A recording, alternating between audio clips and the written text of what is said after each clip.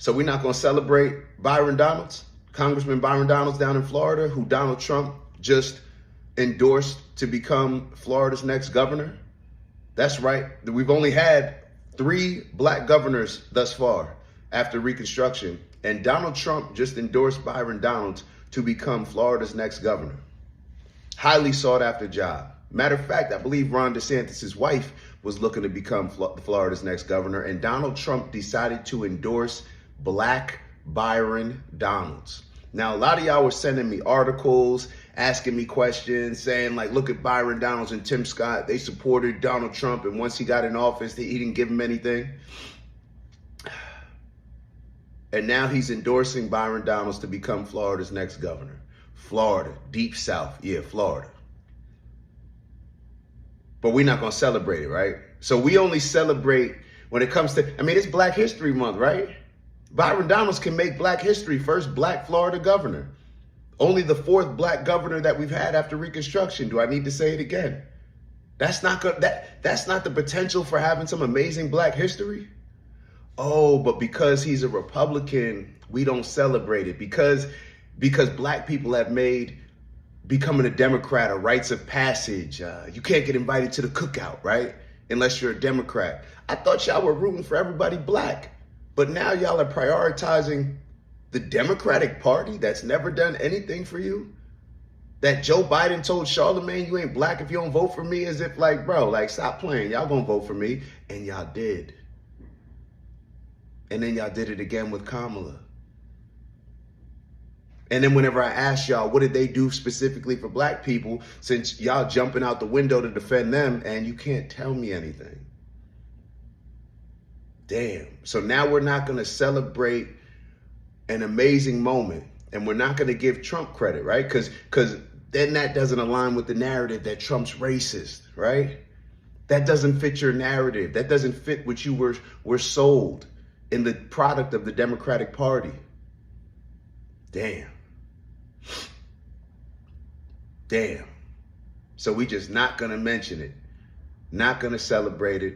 And you know what's so funny? A lot of y'all like to quote Malcolm X. A lot of y'all like to quote Malcolm X, but y'all misquote him, I should say, or misrepresent his words. Wasn't Malcolm the one that said that the white liberal is the most dangerous thing to America and the most dangerous person to black America?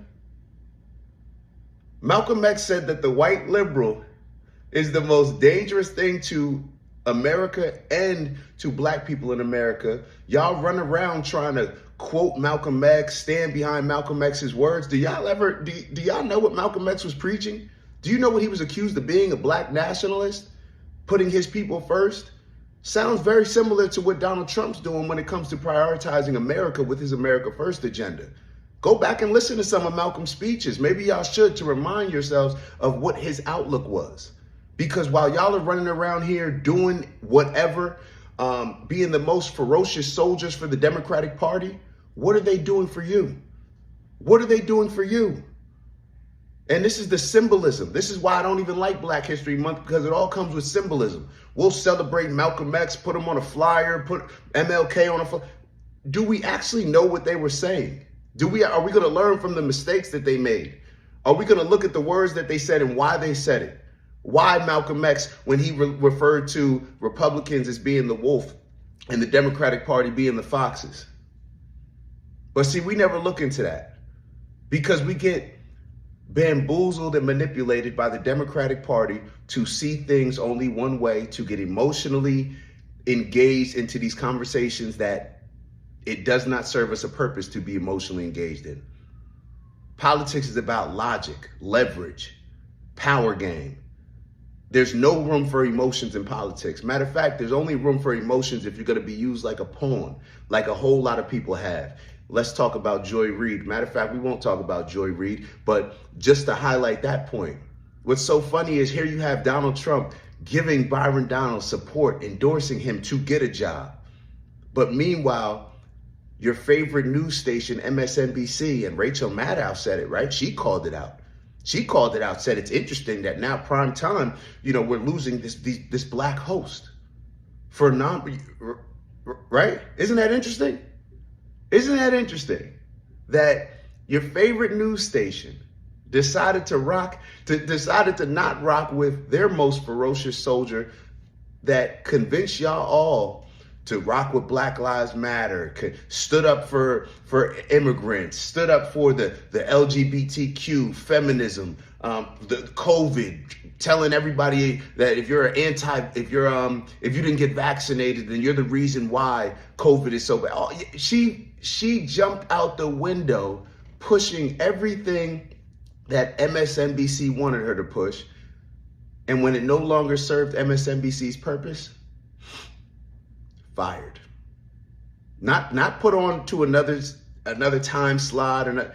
Y'all heard Rachel Maddow accusing her network of making the wrong decision and even bringing in race to the conversation. But then you have Donald Trump, who's providing, supporting a guy like Byron Donalds to make history for us Black, African, American, whatever you want to call us, right? Making history. But we're not even going to talk about it because it doesn't fit our storyline. Happy Black History Month.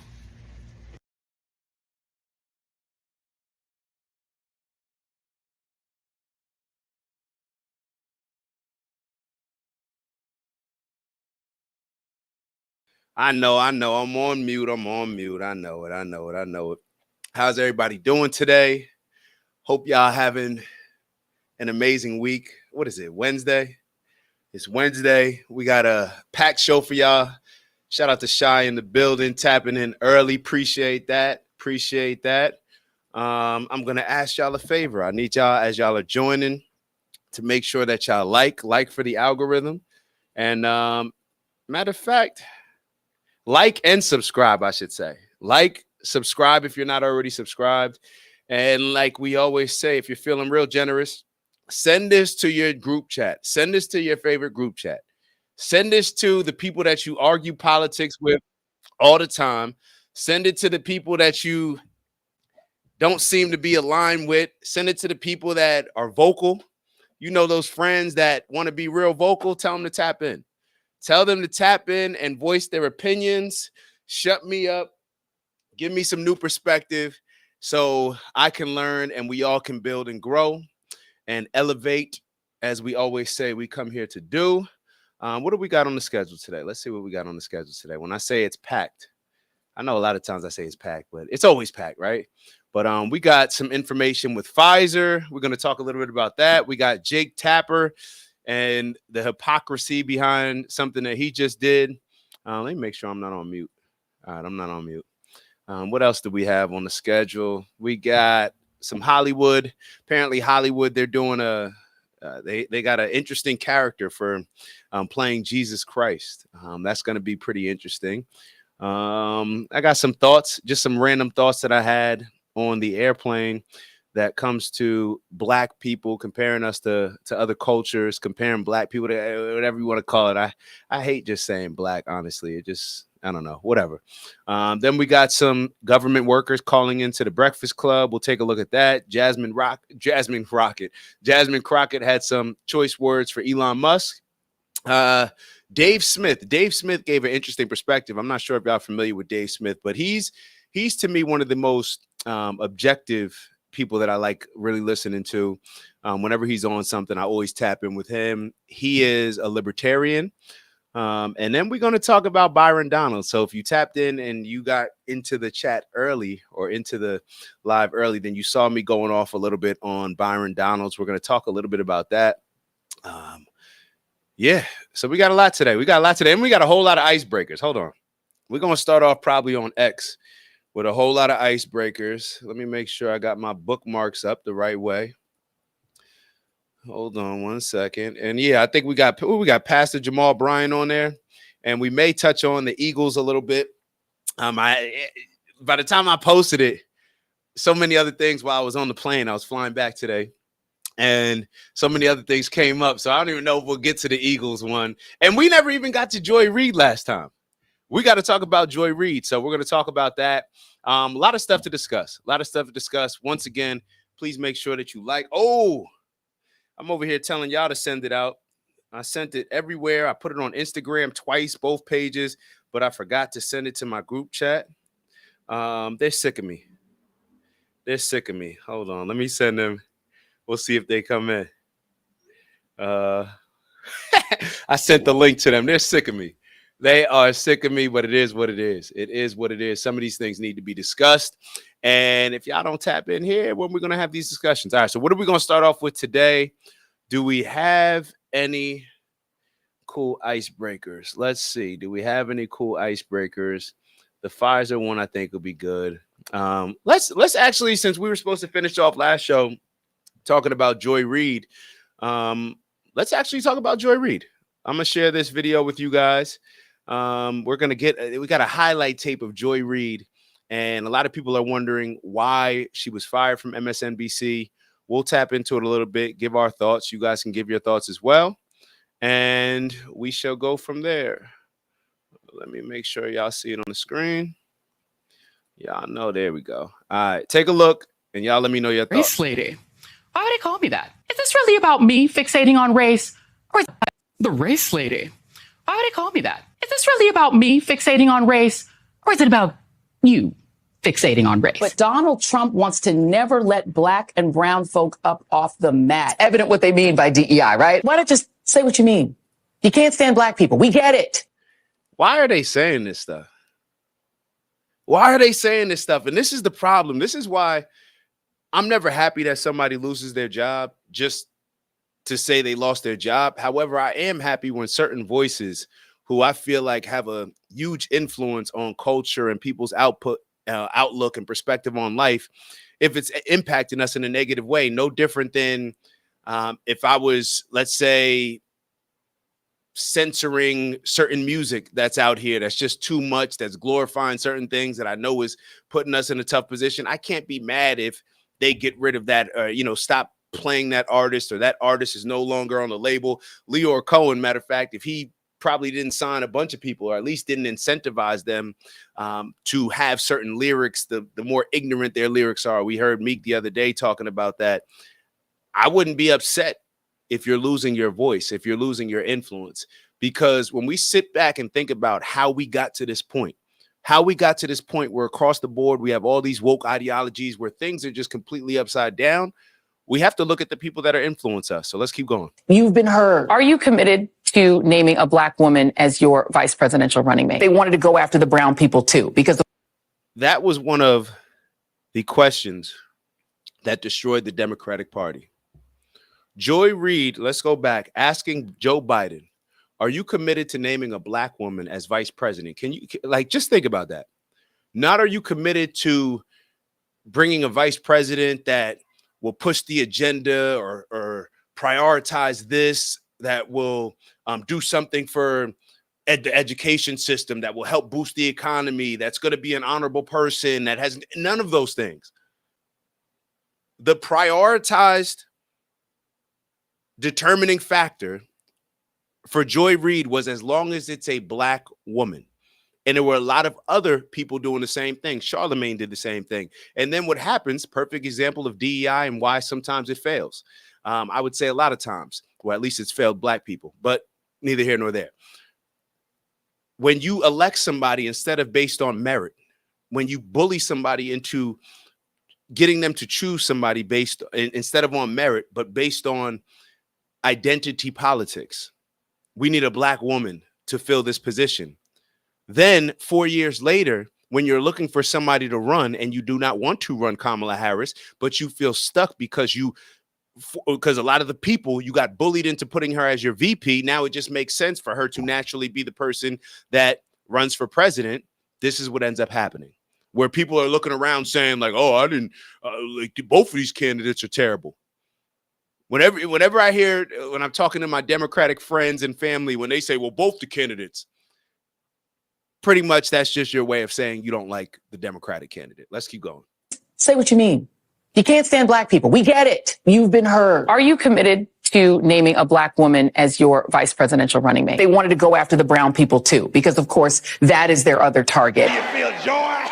Say joy. It's not fashionable to be openly racist anymore in America, unlike what they call the good old days. Only the white Christian men may have the things. So you own everything that happens to your mixed status families and to your wives, sisters, and abuelas. Joy. If you are black plus anything else, you are black. Violent white nationalism that today threatens our national security. Make a joyful noise. Don't send any of those invites to any black women you know.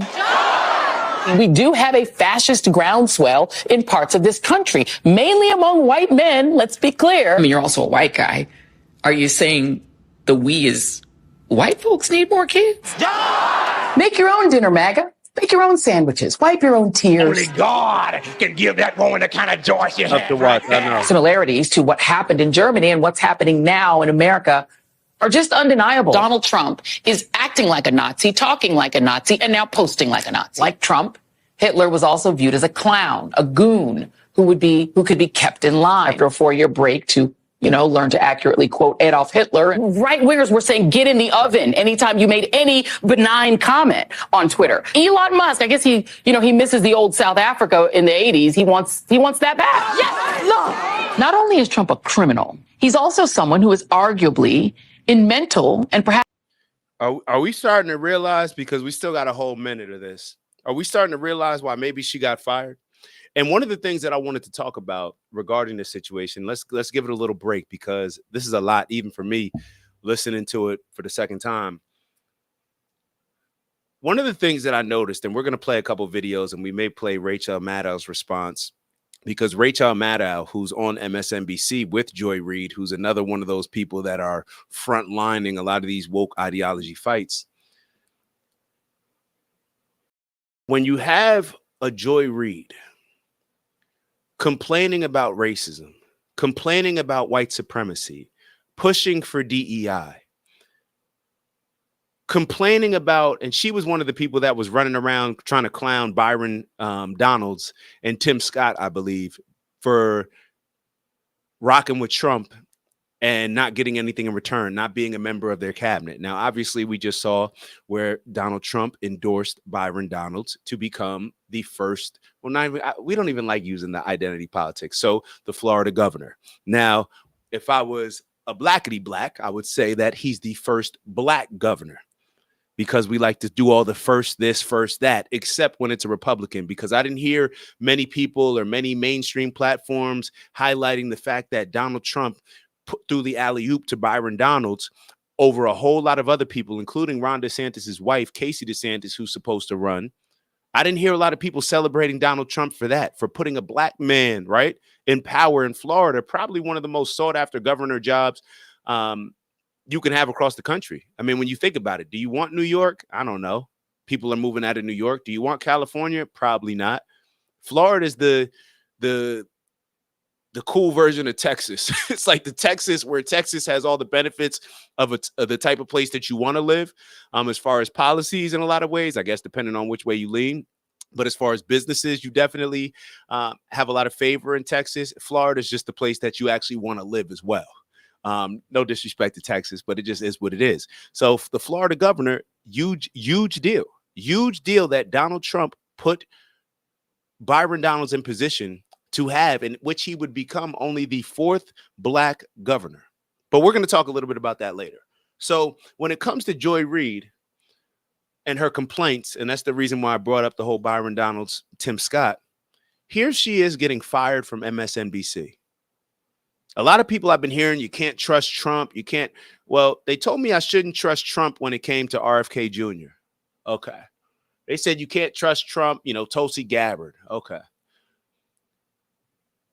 Joy Reid was the most fierce and ferocious fighters for MSNBC. She was their mascot, literally looking like a clown at times. She compromised her brand. She compromised her integrity. She did everything necessary, whatever they asked for, to push whatever agenda they needed to be pushed, whether it was Black Lives Matter, whether it was COVID with the vaccines, whether it was the feminist movement, whether it's standing up for the migrants, whatever issue, she frontlined that battle for those liberals.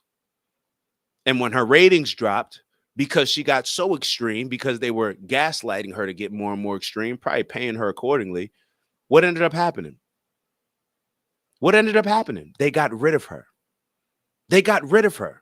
And if you listen to what Rachel Maddow says, where, oh, well, we lost 2 non-white primetime hosts and anchors. Damn, it sounds like MSNBC initially, like they were implementing their own removal of DEI. Now, we can't say that because her show was replaced, I believe, by a black woman, a black guy, and I'm not sure what the lady is. I believe she's a Hispanic lady. And MSNBC also brought on, I forget the gentleman's name. I forget his name. But yeah, we may touch on that as well. Who's a member of I believe he's a trans guy, was pretty high in politics with, I forget what organization he was working with, but they just brought him on. So why they got rid of Joy Reid, I don't know. I don't know if it's purely based on ratings, but I think it's very, and I actually have to commend Rachel Maddow for at least having the courage. And I'm not saying that it was smart to speak out against your network as she did, but I guess when you're making 27 million and you were making 32 million off of one show a week, which comes to, about $500,000 an episode. So when you're making that type of money, I guess you feel that you got a little FU money to where you can stand up and talk ish. But my question is, where's Reverend Al Sharpton? What is Reverend Al going to do? He wanted to boycott Target because they removed their DEI. He wanted to boycott all of these other businesses because they got rid of their DEI. Well, what are you going to do for MSNBC, who got rid of 2 primetime non-white anchors? What's Reverend Al going to do? Oh, wait, Reverend Al, he gets paid by MSNBC. So it's real easy to do a boycott and a boycott when it's not impacting your pockets, Reverend Al. But I haven't heard Reverend Al speak out on this situation. Now, maybe he did. I scrolled through his X a little bit, didn't see anything. Didn't hear him jumping out the window. I mean, I saw Reverend Al Sharpton in the news more when Kathy Hochul was meeting with him to discuss whether or not they're removing Mayor Adams, why they felt that they needed to get Al Sharpton. Who knows? But I didn't hear Al Sharpton make a peep about Joy Reid getting fired. But Rachel Maddow had the courage. Let's keep going a little bit. Then we're going to get into some of the other videos. Bear with me. I know this is hard, but this is really hard to watch. If a white woman was saying these things about another race, people would be up in arms, saying she's the most racist person on TV if things were flipped. And they talk about Donald Trump being divisive. Can you hear what she's saying? Even if you agree with the things, even if you're on the side that she's saying, if you agree with what she's saying, then I'd have to throw you in that category as well.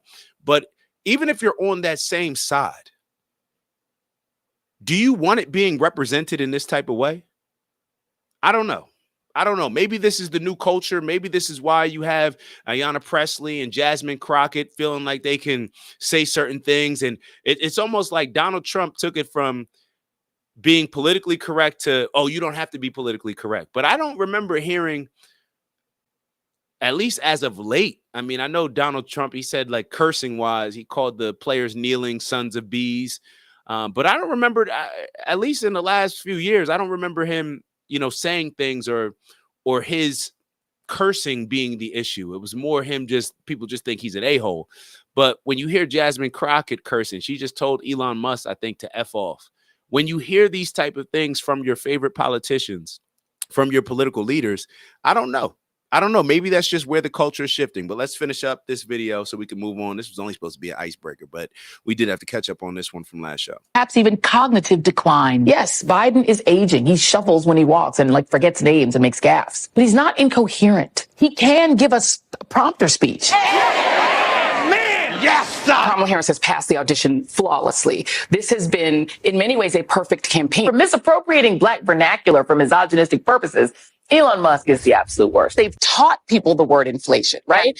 Most people who would have never used that word ever in their lives are using it now because they've been taught it. So many of us are not safe in Donald Trump's America. If you're mad at United Healthcare and you voted for Trump, you essentially voted for America to be run like United Healthcare. And you think, oh yeah, they let the race lady in. Blah, affirmative action. Blah. Well, listen, let me cheer you up, okay? I got into Harvard and Yale, Vassar, and the University of Denver too, because I had a really high GPA and fantastic SAT scores. Let me just be clear. I got into Harvard only because of affirmative action. A black woman forced you to pay a $175 million fine. For me, there's something poetic and actually wonderful about that. It says something good about our country that we're still capable of having that happen. Go DEI. My DEIs are bringing it home.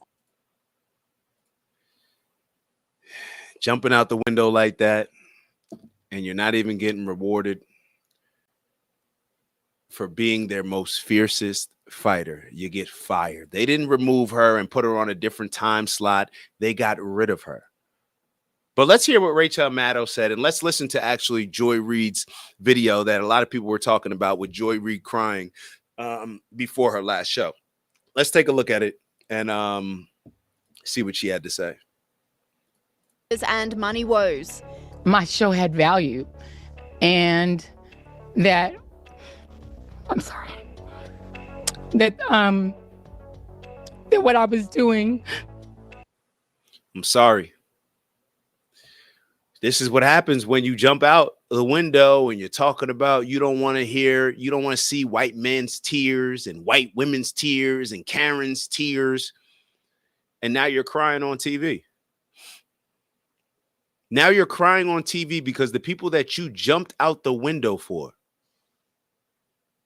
they even acknowledge it's not working. You're too extreme. They're the ones that, in my opinion, put the battery in your back to behave how you were behaving. They're the ones that wanted you to get at more and more extreme. Now, a lot of people are saying that there was a new CEO that came in. Maybe the new CEO decided like, hey, this is my first week. I'm coming in. I'm getting rid of Joy Reid. Or maybe this was a situation that had been talked about for a while because her ratings have been terrible. Her ratings have been terrible. I heard something the other day where on a primetime television show, I think her views went down to like 60,000 or something like that. That's insane. There's YouTubers that put out videos and in the first 2 hours, like that I watch, that are not even probably well-known people to y'all, that get 60,000, 70,000. We're going to be getting it soon too. Let's keep going. Had value. And in the end, I'm sorry, I try not to cry on TV. And I think this is kind of like me on TV. Your value, if your show really had value, don't cry. Because when you put it out on the market, if your show really had value, that's how you test it. That's how you test out the value of your product. Put it on the market. See what somebody else offers you for your product. Let's see. I apologize. But not everyone was devastated. Outspoken. What are y'all thoughts? Do you feel bad for her? Do you feel bad? Like I said, I'm not just happy that somebody was fired. However, I am happy for a few other reasons. One, that a lot of this rhetoric won't be bamboozling a lot of people. And also that hopefully a lot of people can wake up. A lot of people can wake up. Because to me, those same people that you put your faith in, and we've heard this statement before, where especially when we're talking about the black woman, that the black woman has always been the best soldier in the white man's army. Now, this was a quote that Smart Guy, if you're familiar with Smart Guy, he said it. Black women have been positioned, and we looked at the video last week, since slavery, to be the #1 weapon in pushing white supremacy and oppression. Now she's jumping out the window, tarnishing her reputation, tarnishing her image, tarnishing her integrity, everything. Because I don't believe that Joy Reid was always like that. I believe, like a lot of us, you give us a certain amount of money. Hey, what did Meek Mill say as a rapper? You pay me more money for that, then I'm going to give you that. She did all of this for who? For what? Whose agenda was Joy Reid really pushing? You think Black Lives Matter was really about black people? Just look at how they spent their money. Go and look at the Candace Owens documentary. That was a LGBTQ organization that was masking as an organization that cared about black people dying at the hands of police and others. the migrant issue that she jumped out the window for, COVID, with the vaccines, that when she was blaming everything on the anti-vaxxers. Did that push black people? DEI, you jumping out the window. We know, we talked about that plenty of times, that doesn't benefit black people. So Joy Reid was jumping out the window like black people have done from the 60s and maybe even before then, to fight everyone else's battle, to get absolutely nothing done on their end. And then look what happens. They throw you to the side, they fire you. Don't give you, oh no, we could just, change up the show a little bit. Nah, you're gone. Matter of fact, that your last show is this week. Matter of fact, your entire team is going to hear about it on social media before we even let them know that through the organization. Damn, that's what they did to you? Commentator Megyn Kelly had no sympathy for Reid. The big news tonight will be Joy Reid's final show on MSNBC. Single tear, white woman tears happening right here, Joy. She was officially fired over the weekend because she's a racist, horrible news anchor with no ratings. And that's really been the truth for a long time. MSNBC's under new management, and I guess they decided, black people can't be racist. Black people can't be racist. Decided to come to grips with reality. The truth is, this is very sad news for us, as she's provided so much material over the years. I feel the way I felt when Brian Stelter got fired, but he came back, and you never know. I'm sure Joy Reid will wind up doing something where we will continue to get to respond to her absolutely insane POV. This sparked a war of words online, with former CNN host Don Lemon blasting Kelly's response. Let me just say to Megyn Kelly, in my 30-some years as a journalist and my 50-some years as a person of color, go f*** yourself. Okay? Damn, Don. And Lemon didn't stop there, showing his support for Reid by hosting a bizarre watch party live on YouTube for Reid's final show. Hi, everyone. We're preparing at my house and on the Don Lemon Show for a Joy Reid watch party. So we will see you at 7 Eastern on the Don Lemon Show on YouTube to watch the farewell for Joy Reid on MSNBC. We'll see you then. Joy Reid's colleague and rumoured replacement Jen Psaki also sang her praises with a lengthy tribute. All right, I think we heard enough of that. I think we got enough of that. The only other thing that I wanted to share, matter of fact, I want to share this gentleman's response. I wasn't as familiar with him. Listen to his response. Listen to this one.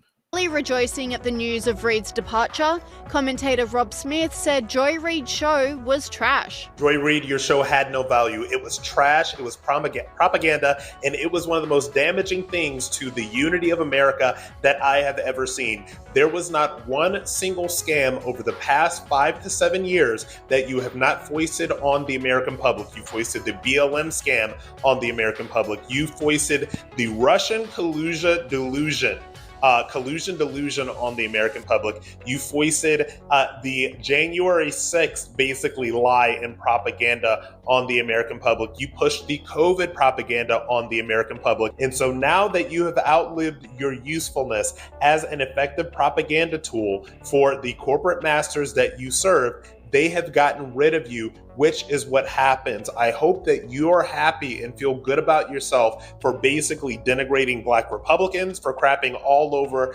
Black Republicans like Byron Donalds, Black Republicans like Tim Scott, Black Republicans like me. Black Republicans, you did nothing but smear, denigrate, and bully all of us because we did not fall in line with that agenda. So your tears are delicious. I care nothing about these tears because you are a liar, you are a racist, and you are a propagandist, and I'm glad your show is gone. And perhaps the happiest person with the news was Donald Trump. The president applauded the sacking, particularly as he was a victim of Joy Reid's sprays countless times. He wrote on Truth Social, "Lowlife chairman of Comcast, Brian Roberts, the owner of ratings challenge NBC and MSDNC, has finally gotten the nerve up to fire one of the least talented people in television, the mentally obnoxious, racist Joy Reid. Based on her ratings, which were virtually non-existent, she should have been canned long ago, along with everyone else who works there." And it's We're going to leave it right there. We're going to leave it right there because to be totally honest, there's a part of me that feels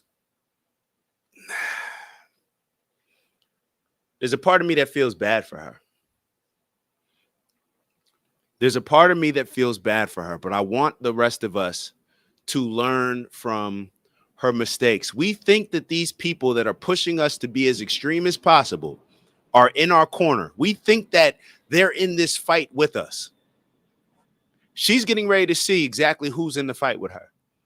She's getting ready to see who was in the fight with her. One thing that she knows for sure is that MSNBC is no longer in the fight with her.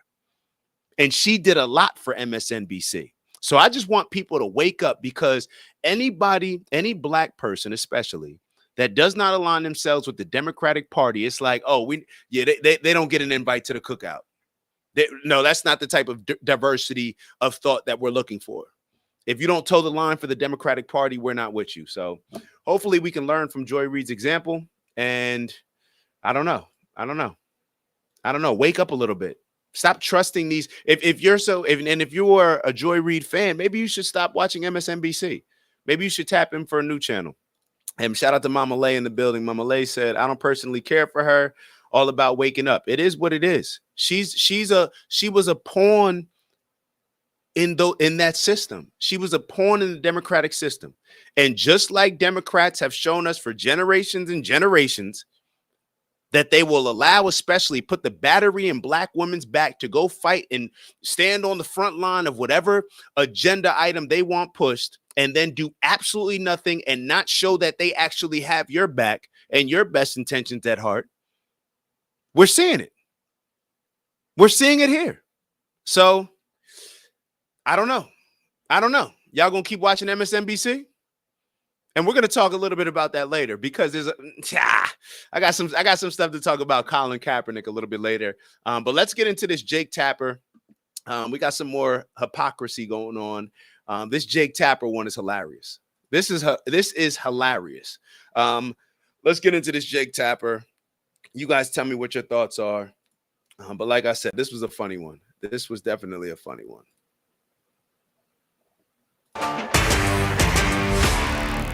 Conservatives are blasting Jake Tapper all over social media right now. It's the reason.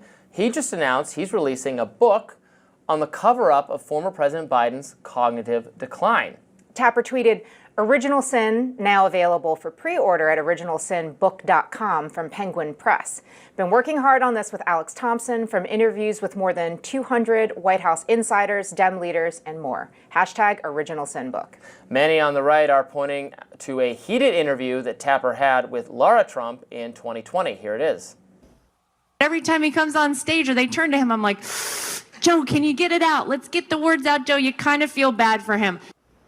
How do you think it makes little kids with stutters feel when they see you make a comment like that? First and foremost, I had no idea that Joe Biden ever suffered from a stutter. I think what we see on stage with Joe Biden, Jake, is very clearly a cognitive decline. Okay. That's what I'm referring to. It makes me uncomfortable You have to watch somebody on stage. Just cuts her off, shuts down completely.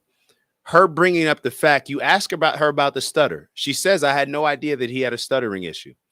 I think that that's something that a lot of our parents are aware of. I did not know that Joe Biden had a stuttering issue either, but I'm not denying it. But if she said that that's not what she was making fun of, and she's talking about his cognitive abilities, did you see how Jake Tapper completely just dismissed it? Would not even let her finish her statement. I had no idea that Joe Biden ever suffered from a stutter. I think what we see on stage with Joe Biden, Jake, is very clearly a cognitive decline. Okay. That's what I'm referring to. It makes me uncomfortable You have to watch somebody on stage search for It's so amazing. It's so amazing to me that try and figure out an answer. A cognitive decline. Well, when you're trying to tell me that what I was suggesting was I think that you were mocking his stutter. Yeah, I think you were mocking his stutter, and I think you have absolutely no standing to diagnose somebody's cognitive decline.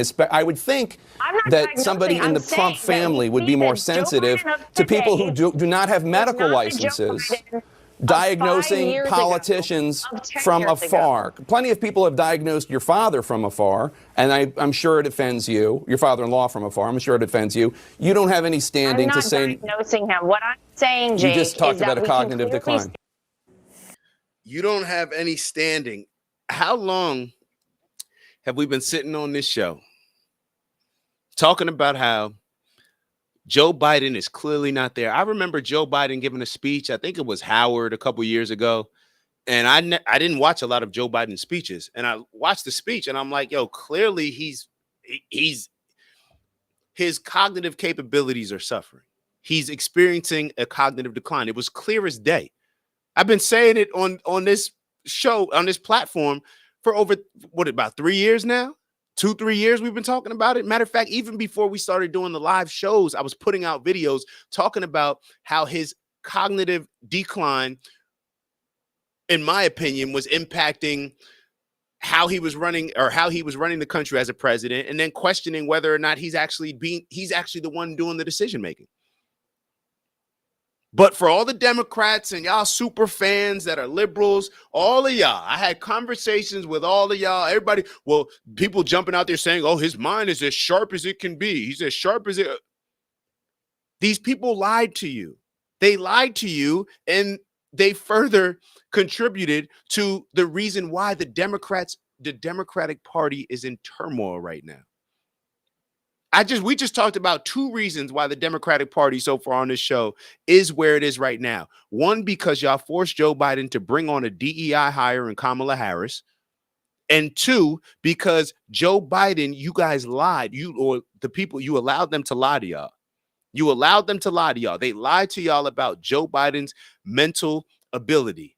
Everybody lied. Kamala Harris lied. People that work with him lied. The journalists lied. George Clooney, I think he was one of the ones jumping out there lying. Y'all convinced everybody that Joe Biden, it's like we can see, you convince people that the sky is red. Now in Miami, sometimes at the sunset, y'all get what I'm saying. Y'all convince people that the sky isn't blue. That's a better way to say it. We can see the sky's blue, and y'all sat there and let people convince y'all that the sky wasn't blue. So then by the time they said, oh, shoot, the sky's blue, y'all couldn't have a primary, and now you're forced to run Kamala Harris, somebody that none of y'all voted for, to be president, and that was forced and bullied to become the vice president. Two things that your own party did y'all a disservice. The party of democracy, the party of the people, right? They lied to y'all, and they finessed their way into not having a primary. And even before that, when it was Joe Biden running against Bernie Sanders, let's not forget, Bernie Sanders was the one that was leading. He was winning the primaries. He was the one that were winning those primaries, right? But then everybody else, the Barack Obama and whoever else, Nancy Pelosi, Chuck Schumer, they convinced everybody else that was running, hey, if you guys just, put all of your support behind Joe Biden, we can't have Bernie Sanders winning. Why? Because the people with the money probably said, nah, Bernie ain't it. So even from that standpoint, the party of democracy was not a democracy, because your votes in your primary, where only the Democrats can vote, were showing that Bernie Sanders was who you all wanted to represent you as president. But when Joe Biden beat Donald Trump, nobody said anything. Nobody said anything, but here we are. So now let's look at what Jake Tapper's doing. So we just saw him, and I'm not sure if y'all are familiar with who that is. That was Laura Trump. So that's Donald Trump's daughter-in-law. Let's hear what Jake Tapper now is doing in his book release. I wonder what his book could be on that he's announcing, or that he just announced that he's releasing, that has to do with Biden. Special envoy for special missions of the United States, Rick Grinnell, tweeted, Jake Tapper helped cover up Joe Biden's mental state and now pretends like everyone else did it. Political commentator Katie Pavlich said, is this a joke? U.S. Secretary of Veteran Affairs Doug Collins wrote, amazing. When you call out Joe Biden's decline for 3 years and say that he should step aside, you get called a conspiracy theorist. But when a CNN reporter finally catches up with reality, they get to sell books and pretend like it never happened. So, from as that clip. Like, what is the takeaway here? Like, I'm just wondering, like, I really have to ask, and I'm trying not to be an a-hole, but just if you're a Democrat and you're voting for this, like how do you feel? Like, what's the end game? What's your strategy? How do you trust these people? We're 46 minutes into the show, and we talked about how Joy Reid got thrown out of there for being y'all most ferocious fighter. We're talking about how you got guys like Jake Tapper and the media. We talked about Joe Biden and them covering up the fact that he had a cognitive decline. We saw earlier on the video where Joy Reid was pressuring Joe Biden, not saying, hey, can you hire the best candidate for VP? Can you bring on the best candidate? No. Are you committed to bringing on a black woman? Imagine if the roles met. Yeah. Yeah. Demonstrated. Now, that was from 2020, but the people that you think that you're voting with, these people that you think look out for you and they just want to help out because black people are inferior, so therefore we need a little bit of extra help, and they're nice and they don't say, they're not direct in how they speak like Donald Trump is, and they try to walk on eggshells in front of you and then probably say the most racist things when they're not around you. These are the people that you're voting with. They don't care about you. They don't care about anything that you stand for. Let's just be clear. They just are using you because they're like, oh, the conservatives, all of those people, they got all them. Who's left? Let's figure out a way to rally the rest of these folks. You're being used. You've always been used. That is why when I asked y'all, what have these Democrats done for you in your entire lifetime? You can't tell me one thing off the top of your head. I ask it every show. You would think that the people that come on often would have something by now to actually say. I ask it every show. What did they do for y'all?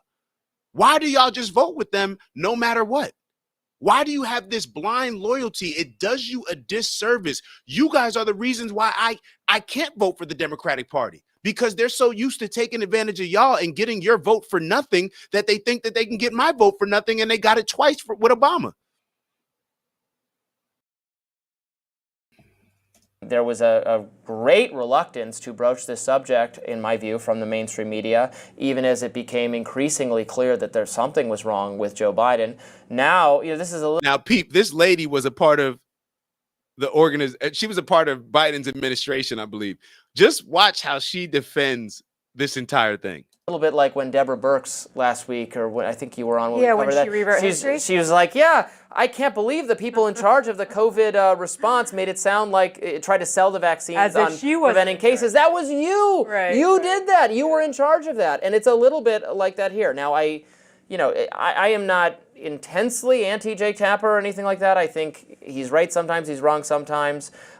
He does go against some mainstream media groupthink periodically. And, after the debate, he was pretty outraged, as were many others in the media at that point. But the question becomes, when people were raising these issues earlier than that, where were you? And maybe this is going to be a great book on everything that was missed by media outlets, including, in some cases, CNN. But I know some people will be saying, well, this reporting, it would have been important to do this reporting before the Democrats were in a position where they were just totally screwed and had to replace Biden at the last minute with Kamala Harris. Yeah, I don't know exactly when he made whatever comments he made, and I hear the point that you're making about how important it is to point out when there are challenges among the top leadership in the world. That said, my mom actually turned 86 yesterday, and I can tell you from experience that as age continues, the jumps in terms of cognitive decline can happen pretty dramatically. So if it was early on when he was saying, this did not happen dramatically. Like, do you hear, like, these people are still in denial. They're still trying to, they knew that they were lying from the jump, instead of them just saying like, yo, we messed up. Some of us knew that Biden wasn't there, but we didn't know what to say. We couldn't say anything. We got pressure from the people we work with. We couldn't say anything. Or other people could just say like, yo, some people, I lied. It is what it is. I thought I was standing on business for the Democratic Party, and I messed up. And I didn't realize that it put us in an even more effed up position later on down the line. which is where we are right now. They still are trying to defend it. It's like I'm talking to people that continue to just vote Democrat, and they just like, it's like, yo, why are y'all? You do not have to die on this Democratic hill. You don't have to go over to the Republican side. You can just take a step back and say, you know what? I've been voting Democrat my entire life. Nothing has changed. I haven't gotten anything from it. I still feel like we're fighting the same stuff we were fighting in the 60s. Matter of fact, things may have gotten even worse. Who knows? Like, maybe I'm doing something a little bit wrong. If this situation was occurring in any other aspect of our life, where we've done the same thing for 60, 70, 80 years, at a certain point, doesn't a light bulb go off in our heads and say, maybe it's worth me thinking about trying something else? Maybe it's worth it. Maybe these people that have never done anything for me, maybe they don't have my best interest at heart. Maybe I shouldn't trust them. Maybe I shouldn't give my vote away for free. Maybe I shouldn't allow them to keep taking advantage of me, fear-mongering me, guilt-tripping me into just voting for them because it lines their pockets and suits their interests and their needs, but doesn't do anything for me and mine. I don't know. We'll listen to about 20 more seconds of this, then we'll move on to the next video with The Breakfast Club. And I mean, I didn't obviously work directly for the president, but obviously served very proudly in that administration. And the stories I recall, especially from early on in the administration, were very senior members of the administration being terrified about being in the room with the president because he was very sharp and actually often asked them really tough questions that maybe they weren't prepared for. So I do think the timing. The president was really sharp. He asked tough questions. Like, this is the goofiest, like, these people, it's like they don't realize how people are perceiving them. They're not reading the room correctly, and I don't know what's gonna get them to wake up. She still feels the need to defend Joe Biden and his cognitive function, even though the Wall Street Journal, I believe, they just put out the story where even in the beginning of his term, they were saying like, we got to cancel meetings for the rest of the day. He didn't get 12 hours of sleep. He's a little groggy. Come on. Comes into play here. Yeah, we don't know exactly when it set in. Maybe this book will help shed some light on that. But, you know, there has subsequently been reporting. We heard all along that, yeah, he's so sharp. He asks tough questions. I heard that too. Yeah. But then there was subsequent reporting about, well, we try not to schedule meetings early in the morning or late at night, that he has his window where he's really sharp and really on it. That we don't want to subject him to meetings that go on too long because then his mind wanders. You know, I don't know exactly when that started or when that started getting worse, or that it was hard to get a hold of. Why doesn't she tell us? She was there. You're right. The decline can be very dramatic. We've all had the experience of elderly relatives, neighbors, friends, etc., being of that age and being mostly fine. All right, Robbie, you trying to be nice. I get it. Yo, please make sure that y'all like and subscribe. Please make sure that you subscribe and like. That's really going to help with the algorithm. We want to get as many different people engaging in these conversations. Skeeg wrote, David run for president. Nah, man. I tell you what, if the recent years haven't taught me, let me rephrase that. What I've learned over these last maybe 10 to 15 years since I gained this interest in politics is that I would never want to run for anything. These people are bought and paid for. This is why Trump is such an anomaly, because he does not care. He doesn't need politics. Trump was already Trump before politics. These people that run, they're begging people for money. They're as soon as you take money from somebody, you got to push their agenda. Like, absolutely not. Like, let's run it up and get some bread. Let's run it up and get some bread. And that's the game of politics. The game of politics is not seeing who can be the political pawn. No matter what role you're in, you're being controlled by the people. Nah, let's run it up. Let's get some security for ourselves, our families, figure out some ideas for generational wealth, and let's be able to put our money where our mouth is. Let's Elon Musk it. forget being the president. Let's be Elon Musk the bank, to where we can put some money behind a lot of our efforts rather than just begging and pleading the Democratic Party for so long and giving us nothing in return because other groups are coming with super PACs and all we can offer is, well, we've been voting with y'all for a long time and, you know, we deserve reparations, but, you know, we'll take the crumbs that you give. Come on now. No, absolutely not. Absolutely not. Let's move on. All right. So the next one, what do we have?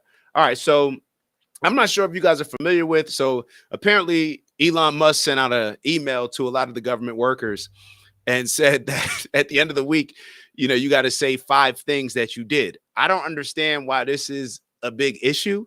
Like, I mean, can't y'all, if I asked y'all for 5 things that you did at work today, wouldn't you be able to tell me? Definitely for the week, right?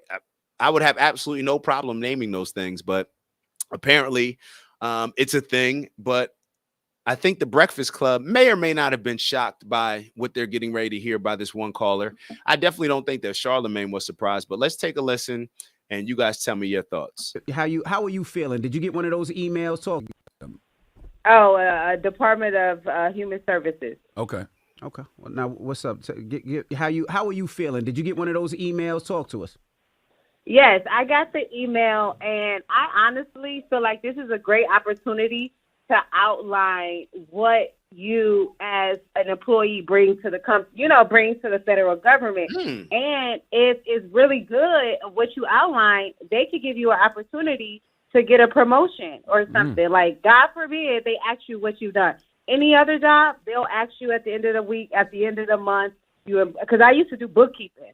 Okay, so what did we do, at the end of the month? What are the clients that we have to, gear towards to? So at the end of the day, God forbid anybody make any, and it's just democratic thing. It's like, I don't want to get the parties into it, but they don't want to go to work. They want to work from home. People are not working from home. This is what you signed up for. If you don't like it, resign. You know what I'm saying? They gave you the opportunity to find another job. I mean, it's not that hard. You're complaining about actually working. I don't get it. I'm not. And what's so funny is when I talk to people who don't even work in the government, they will start complaining and defending the people that work in the government, like this lady. Oh, well, we know that Barack and every other president has said that they want to cut down the size of the government. Trump finally has the courage to do so. I was going to say another word. Has the courage to do so. The testosterone to do so. And what do I hear from people? Oh, well, we just don't like the way he's doing it. We just don't like. How's he doing it? Didn't he say that he was giving them like 8 months severance, giving them the opportunity if they want to stay, you could stay, or if you want the buyout, whatever. Oh, well, he hasn't given them it yet. Well, so what do you dislike about it? So you like what he's doing. The workers of any job, think about it, because there's people that I know that worked very hard on their jobs. And I know that you can probably think about your coworkers when you were working. Maybe you're retired, maybe you're still working. We all can think about our coworkers that do not work hard, that just get over.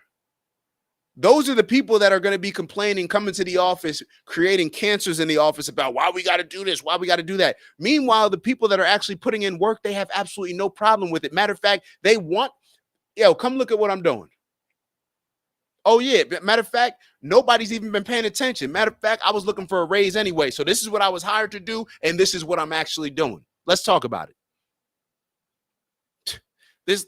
I'm glad that this lady called. I'm mad at your perspective. That's why I like talking to people. I like talking to people, and I like talking to people who are in it, because everybody sees things a different way. I haven't heard this perspective. Do you feel like there are a lot of people that are not working, that are taking days off? I guess exactly what Trump and Elon are saying. Absolutely. I work from home, and you know what? Donald Trump got the gadget idea because Elon Musk, he fired like 80% of the Twitter people or Tesla people for his company, because you can buy a gadget that actually shakes up like you're at the desk, but you're really not working because the computers, it shuts off if it's non-activity within like 5 minutes. So it requires you to actually work from home. But it's gadgets around that, and people are actually buying it and using it and not working. And this is our taxpayers' money, and you have to work. Yeah, you don't like it, get another job. But the people that's complaining about writing an email, it's going to take, 5 minutes out of your day, 10 minutes? I read on Twitter, a guy was complaining, it's going to be an hour. It takes you an hour to write 5 things that you completed? Okay. Maybe you do need another job. Oh, so you agree with it. Okay. Thank you, Mama. A great perspective. That's why you got to talk to people. All right, so Maya wrote, Elon wants to know their task, to know which task can be replaced with a robot, LOL. Maybe. And matter of fact, I was sitting here thinking this maybe I was thinking it earlier. Maybe it was the other day. I don't know. But I think Elon actually said it in the video that I'm getting ready to play. I think Elon actually said it. I think he said it in the beginning of this. We're only going to play a little clip of it. But he said that, or no, he said it in a tweet where he's like, I have so much scrutiny, like so much of a light on me. I couldn't like do dirt even if I wanted to. Matter of fact, and of course that doesn't mean anything. You know, you can always figure out a way to finesse. And I think hopefully that's what they're going to uncover with a lot of Doge. But what if I was Elon? Because y'all know, like, I think what people are missing is that when you hear Bernie Sanders and all these other people saying like, oh, the government's being run by oligarchs. Y'all do realize that this is called transparency. The government has always been run by the wealthiest, most powerful people, and you will never know their names. You may hear BlackRock this or this. You will never know their names. Elon Musk is actually being transparent when he probably didn't have to, which most billionaires and wealthy people tend to not want to be in the limelight, tend to want to just get their money, take advantage of who they need to take advantage of, and not put a face with a name with a, yeah, you get what I'm saying? The government has always been run by the most powerful and wealthy people. The only difference is now we know exactly who's involved, Elon. So instead, and I know that you guys are never going to look at Trump or anything that Trump does. For a lot of y'all, it does not matter. Trump could, if we had slavery right now and Trump freed the slaves, y'all would respond and say, well, that's only because he wanted them to work for him. Like, you get what I'm saying? Like, there's absolutely nothing Trump can do for a whole lot of people. It just is what it is. Certain people will never acknowledge anything that Trump did. And if you do acknowledge it, it's always, well, I mean, I like certain stuff that he's doing, but I just don't. It always comes with a but. But then when it comes to your Democratic politicians that have never done a damn thing for you, where you can't even say, oh, I liked what Biden did here. I liked what Barack did here. I liked what Kamala did here. You can't even say that, but you don't have one negative thing to say about those people. Matter of fact, you defend them. You defend them, and that's why they do absolutely nothing for you. Let's take a look at this video from Elon.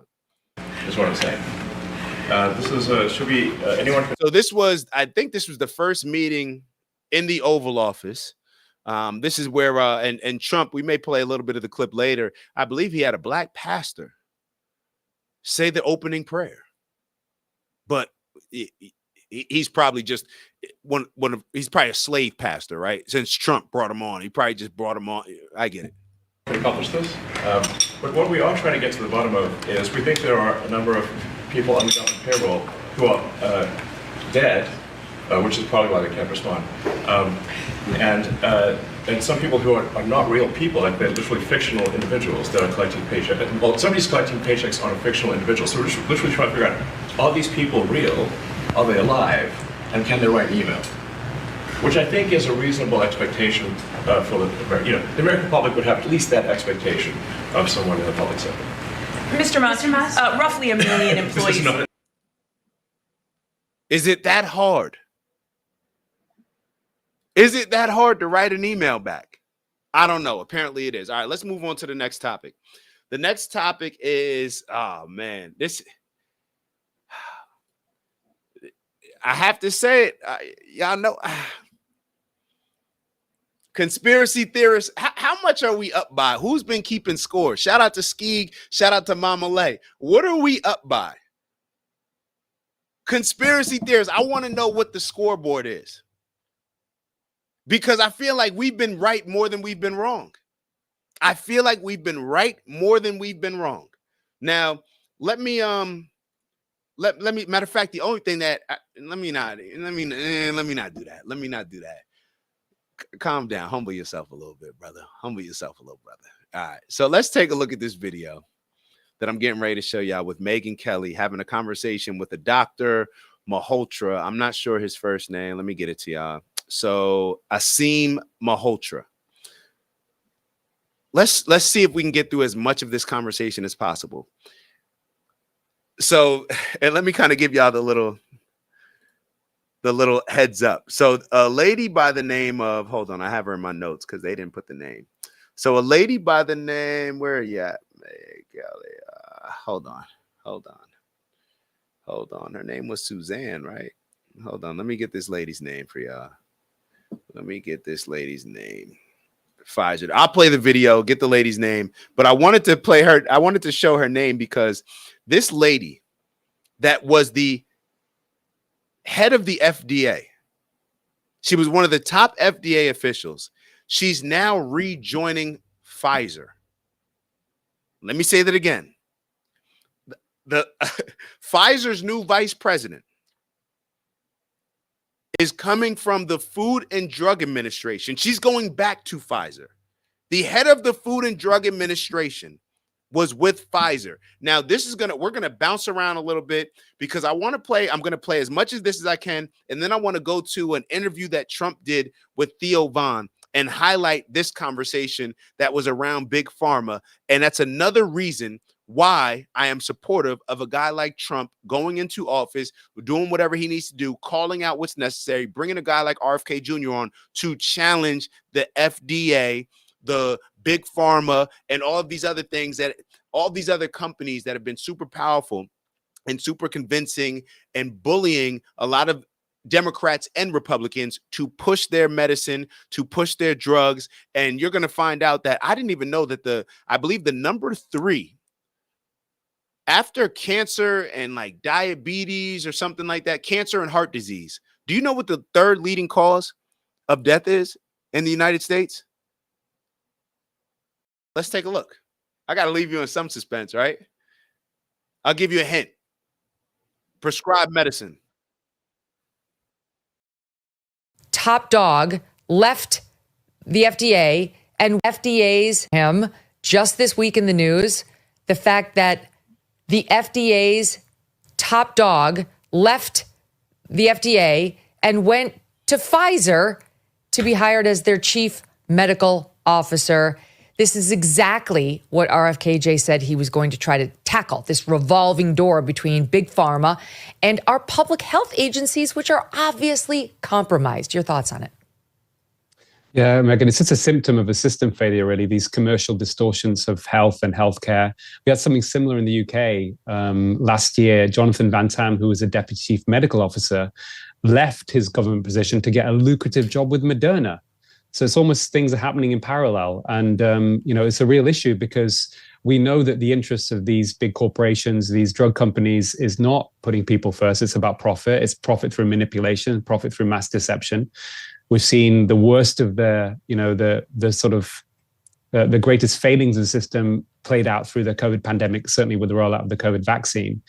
And it really just continues this sort of behavior, to be honest, and these sorts of actions just will undermine trust in our institutions and the medical establishment. It's really amazing, and it's disgusting. I mean, this woman, she actually went to FDA from Pfizer, then goes to FDA, overseeing public health and the drugs that are going to be fed to us, and then goes right back to Pfizer. I mean, whose interest is she actually serving in there? Yeah, so, it's interesting because if that's not a conflict of interest, matter of fact, and Trump's going to talk about this later, but he's more focused on like lobbyists when it comes to this issue with healthcare. Imagine that. The head of Pfizer, you're working with Pfizer. Then they bring you on after working with Pfizer to be at the top of the Food and Drug Administration. But it's so easy for us to call out Elon Musk and saying, oh, he's doing this for his own pockets, for his own interest. This is a conflict of interest. Why did we not say anything about this stuff? This is why, like Trump or not, Trump put RFK Jr. in a position to call out a lot of this nonsense that is impacting all of us. Impacting all of us. Also, people need to understand why or how this happens. One of the problems we have with, the approval of drugs or vaccines is that the so-called regulatory agencies that people believe to be independent are not. The FDA gets 65% of its funding from big pharma. So what that means is as well. Wait, can you just say that again? Can you just say that again? I don't know if people. Did y'all just hear what he just said? The FDA gets 65%, or he said 60 or 65% of their funding from big pharma. Think about that. Understand that. Yeah. The FDA and other regulators, like in the UK, the MHRA, get most of their funding from pharma. So the FDA gets 65% of its funding from big pharma.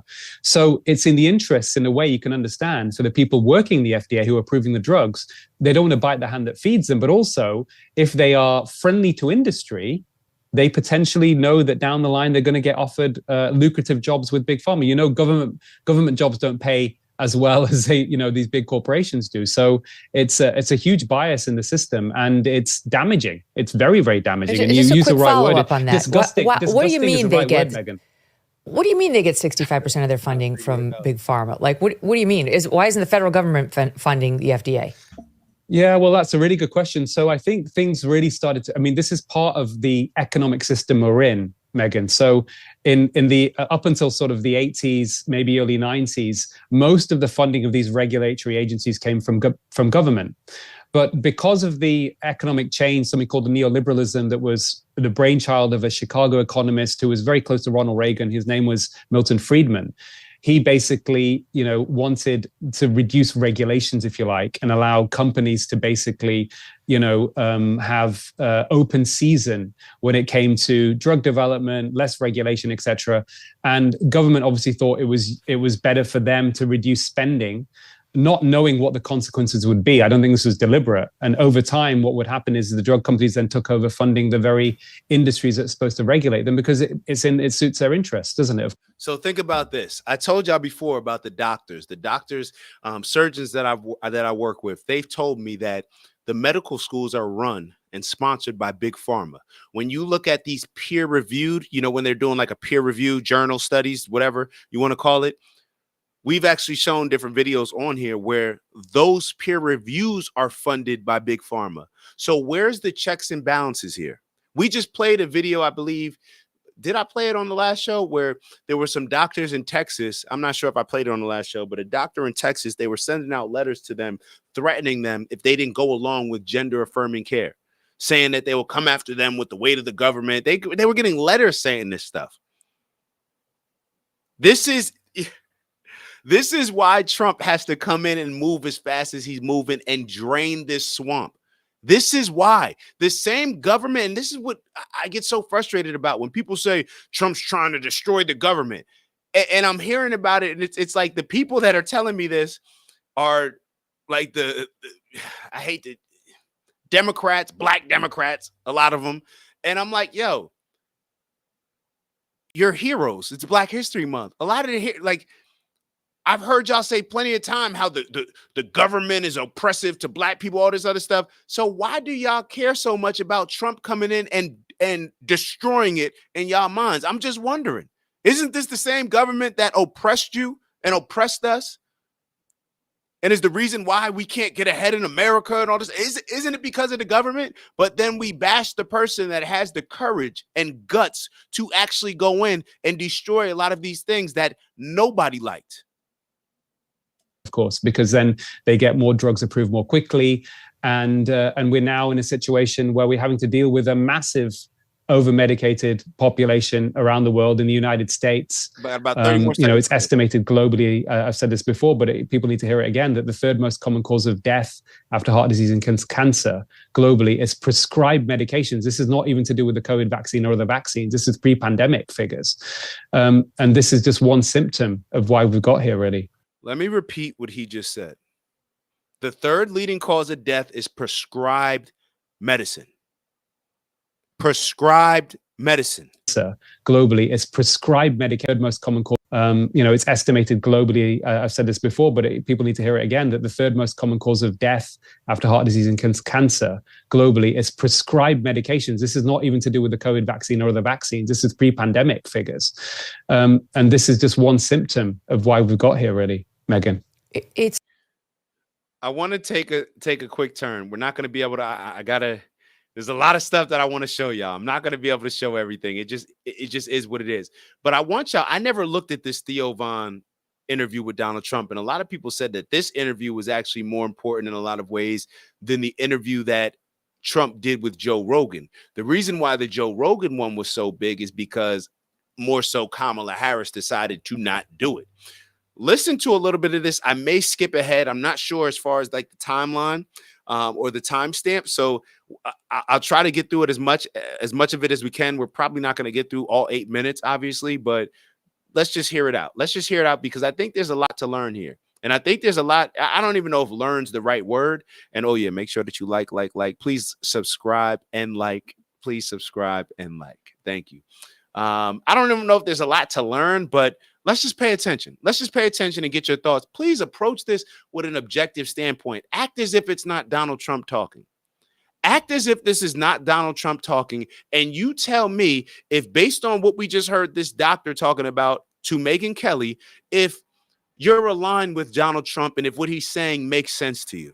Thing that you did, recently we had Bernie Sanders on. Right. And interesting. And I know that's very interesting.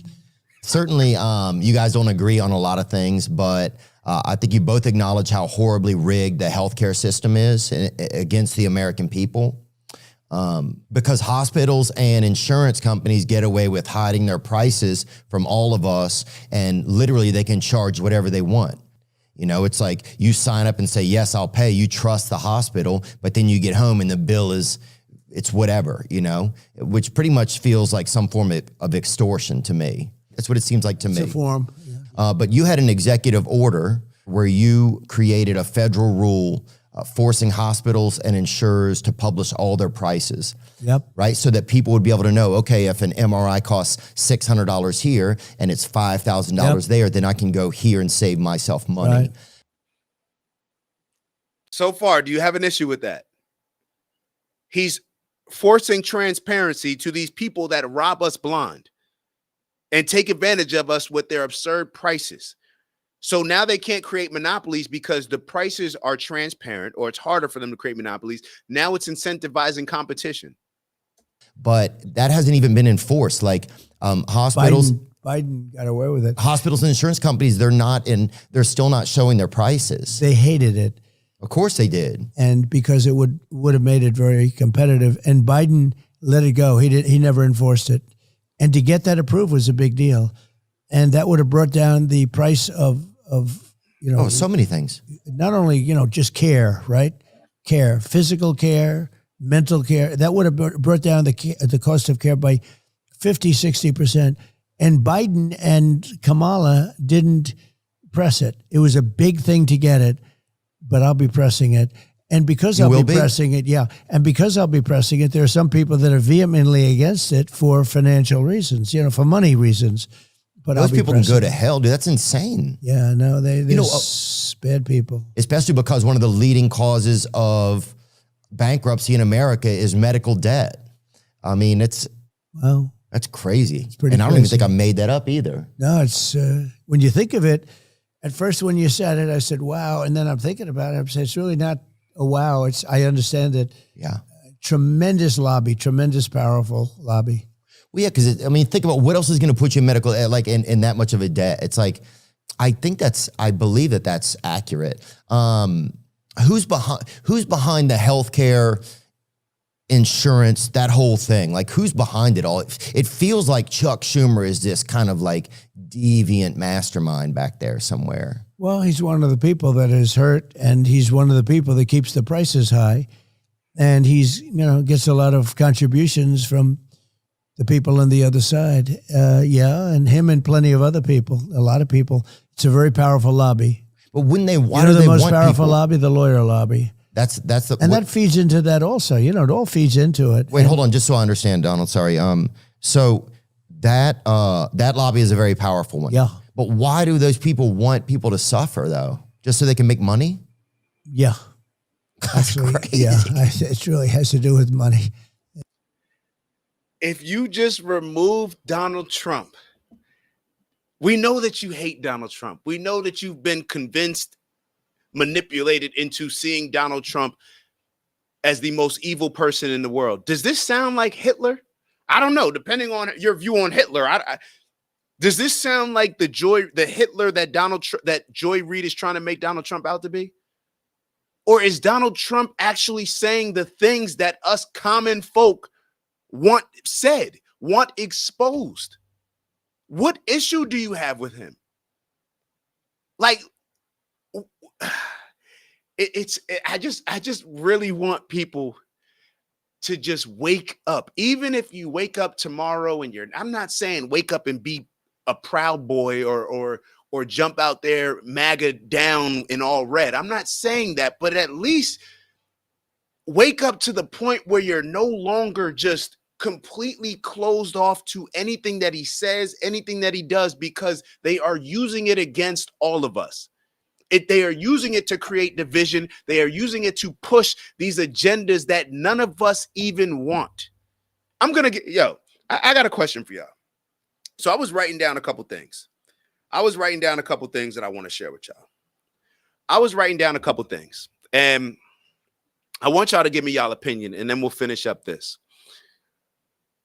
I was writing down a couple goals that I thought would be consistent across the board that most people would be able to agree on. Let me share them with you, and you tell me if I got Democrats and Republicans in the room, and I was sitting down and we had the transparency of all y'all, the viewers, the voters, right? And addressing these things, I feel like we would have some type of common understanding. So the first thing that I wrote down, secure the border. Secure the border and deport, let's say, illegal people that come here illegally. Now, I understand that,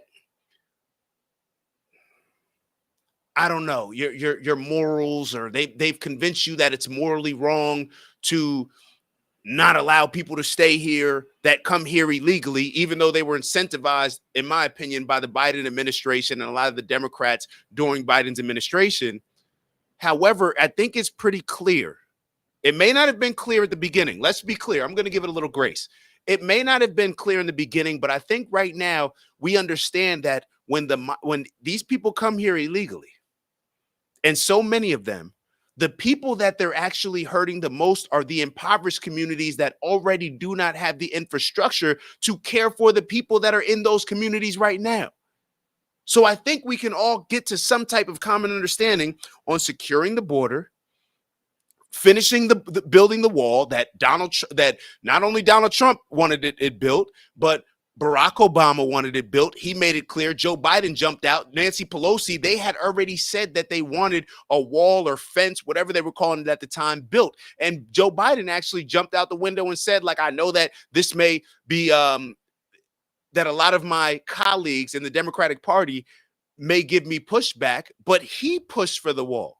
So I feel like we can have some common understanding on that. All right, the next one is to de-weaponize, or whatever they're calling it, de-weaponize the federal government and by increasing accountability and oversight of the FBI and DOJ. I think when you look at what happened with Hillary, with the Russian hoax and all that other stuff that they were trying to throw on Donald Trump, when you look at what happened with Hunter Biden's laptop, where you had the CIA agents, 50 of them, I believe, signing off saying that the Hunter Biden, it's a conspiracy theory, it's a hoax. And then you find out years later that they actually had both laptops. I believe it was 2 laptops all along. So can we have some type of transparency and nobody's allowed to weaponize the federal government? Common understanding? So that goes for both sides. That was number 2. The third one was American energy. Promote American energy. Make it productive to reduce energy prices. The more that we're producing in America and not having to rely on other countries, the price is going to go down. So energy, drill, whatever, however y'all see fit. I think we can have some type of common understanding on that, especially when you incorporate how the prices play a role. The next one is cut the growth of government spending to reduce inflation. Now, that's one thing that a lot of people, even that people that hate Donald Trump, they may say like, well, you know, they'll give a little pushback when I say like, yo, some of these things we shouldn't be paying for. We shouldn't be paying for supporting other countries' wars, getting our noses and everything because we're trying to finesse and funnel money back towards certain politics. Certain things we should be reducing our spending because the more we spend, the more we're printing money, we're decreasing the value of our money and causing inflation. Can't we have some type of common understanding with that? We don't have to place blame on this side, blame on that side. Republicans and Democrats have done both, right? So can we understand decreasing government spending? That was number 4. Number 5, making federal bureaucrats, the people that we don't vote for, more accountable to the democratically elected president and Congress. Sounds like democracy, right? The federal bureaucrats, making them more accountable to the democratically elected president and Congress. So people maybe not understand that.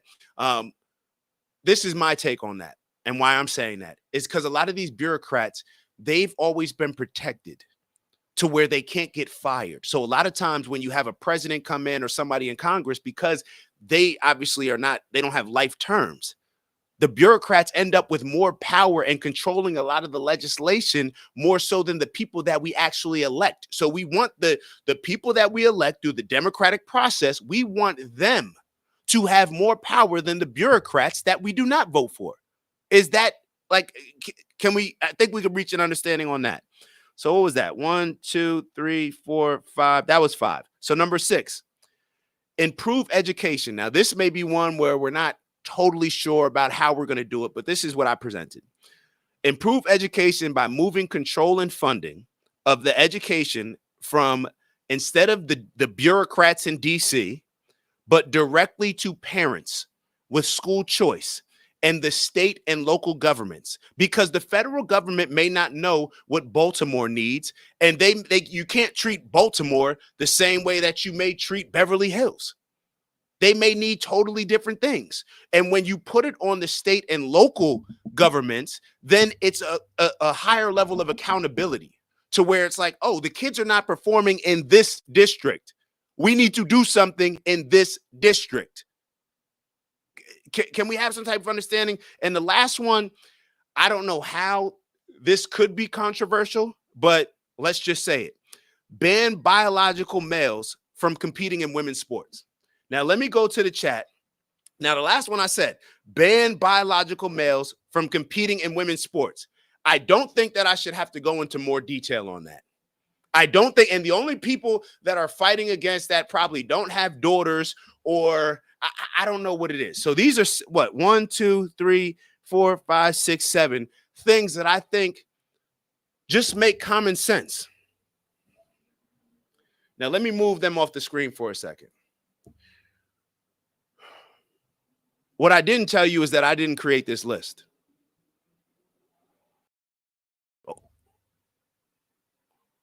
Where did I get the list from? You know where I got this list from?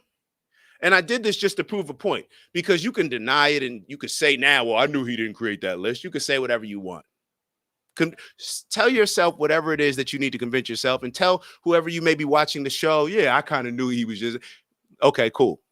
Okay, cool. You were right. You're smarter than everybody else. Cool. This is Project 2025. This is the first page of Project 2025 where they're outlining the things that they want to do. We're just going to give that a moment of silence for a little bit. We're just going to give that a moment of silence. This is what happens when people don't read. This is what happens when Taraji P. Henson goes to the BET Awards and she's crying and yelling and acting like Jasmine Crockett and Ayanna Pressley about Donald Trump. They're coming for our rights. They're coming. These were the top priorities on Project 2025. I didn't leave any out. I'll show you the screen. I'll show you the screen. I'll show you the bullet points.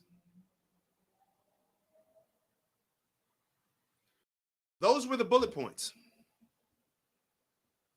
Those were the bullet points. Now, a lot of people will be sitting here saying, well, I'm sure it said other stuff than that. Are you sure? Which part? You read it? Or you were just listening to Joy Reid? Or you were just listening to Rachel Maddow? You were just listening to Taraji P. Henson? You were just listening to your favorite person on The View? Oh, you're not going to acknowledge. Nobody's going to give me credit for that, right? All right, let's get back to Donald Trump. Y'all can sit with that. Y'all can convince yourself that you knew that what I was saying was going to be, I didn't really write that list. It's common sense stuff. Stop letting people manipulate y'all. Do your own research. Read it. If somebody tells me that they read it, point out exactly what you don't like about it, instead of just threatening us with Project 2025. This conversation, I actually was talking to Mama Leslie earlier, and she was asking me about, a lot of people are saying Donald Trump's trying to get rid of Medicaid and Social Security. Like, people are telling me that they're trying to get rid of it. And I kept searching for it. I'm like, yo, I don't see this. And then I look at Democrat.com. It's crazy. I don't even know if I still have this on my phone. I went on Democrat.com. Let me show y'all what this says. This is Democrats.org. As Donald Trump enters his first week in office, hold on. Trump has a long and shameful history of threatening hard-earned benefits like Social Security, and with help from returning OMB director and Project 2025 architect Russ Vought, he'll do so again. Trump will screw over Americans, threatening to rip away the Social Security benefits they earn while continuing to protect billionaires' bottom lines. While Trump tries to scam Americans out of their hard-earned benefits, Democrats won't stop fighting to protect access to Social Security and every critical program hardworking Americans rely on. If Donald Trump said this, the interviews that I'm talking about that I've seen, Donald Trump said he's not touching those things.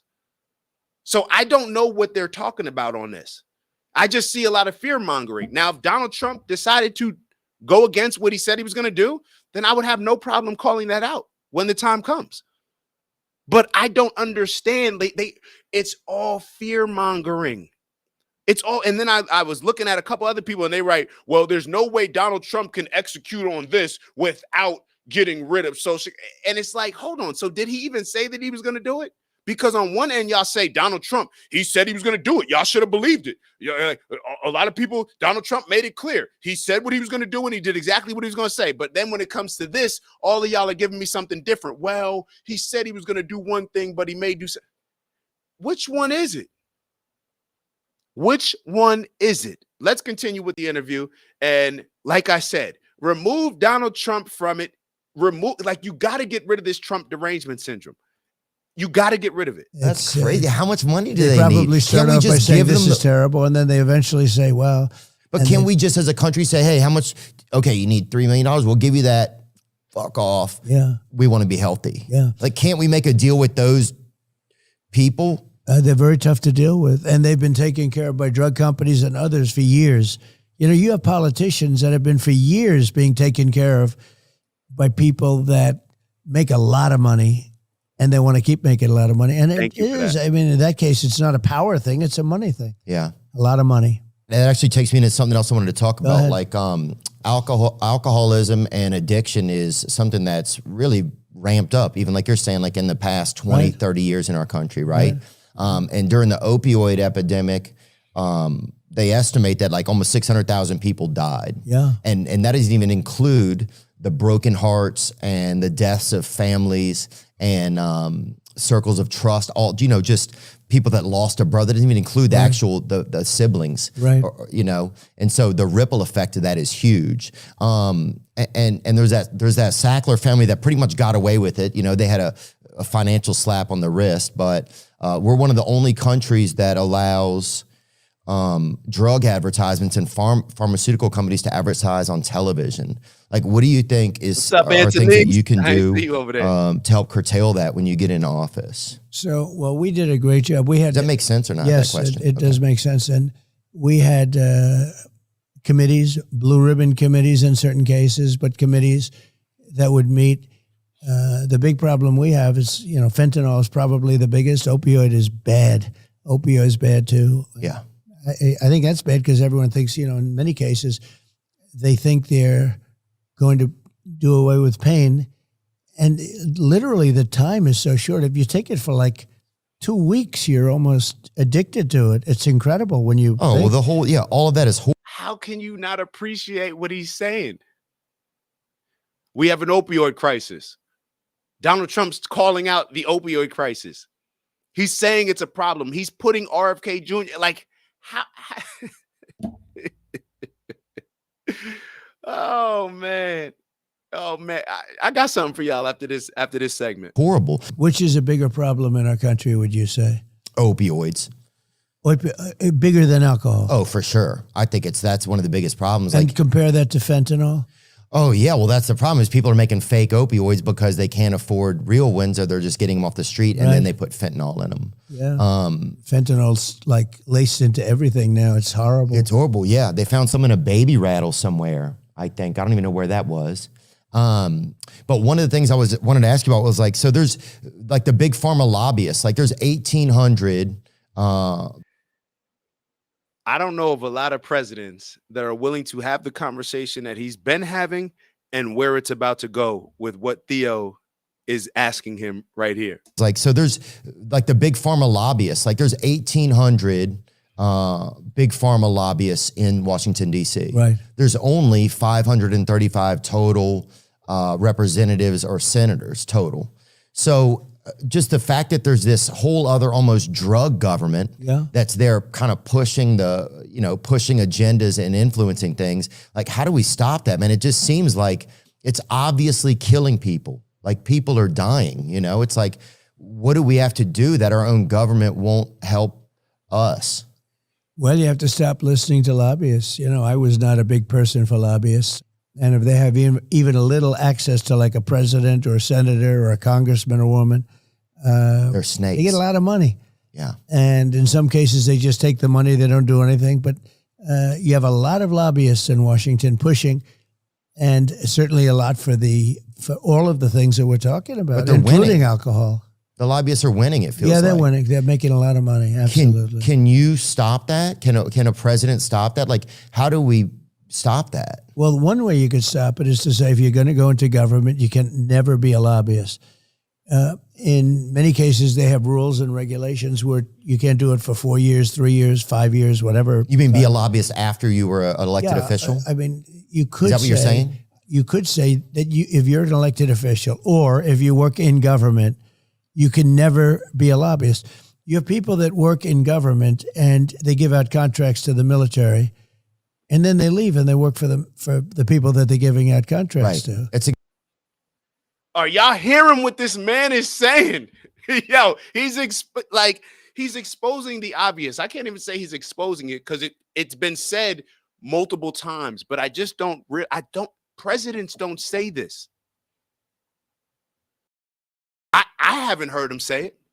Listen to what he's saying, even on the military industrial complex of what happens. These people, if I'm in government, and I write out, let's say I have a contract that certain companies are bidding for when it comes to the military. The military, I'm going to go with this company. All right, hey, what when my term's up, like I don't even mind. You wanted 10 billion, let's make it 15. But just, when I take care of me, that's what's happening in all of these different industries. And he's saying it. And then they leave and they work for the people that they're giving out contracts to. It's exactly what happened with the Sackler family, with the drug companies. They hired people that were on the FDA to work for them so they could loophole the laws. Yeah. But can we outlaw lobbyists, or we can't do that? Well, there's a whole constitutional thing there. I mean, can you make somebody never ever go into the business if you work for government, and especially if you're giving out contracts. In other words, you're a powerful person within some industry, the Navy, the Army, anything. It could be military procurement, etc. There's a whole thing there's a whole question as to you give out a contract and then all of a sudden you're working for the person you gave out the contract to, or the company that you gave out the contract to. Right. It's like you're playing both sides of the net. Well, it's obviously a problem, and it's a big problem, and we were doing things about it, but then we had to get down to other business. We had to solve we had a lot of problems with this country. Yeah.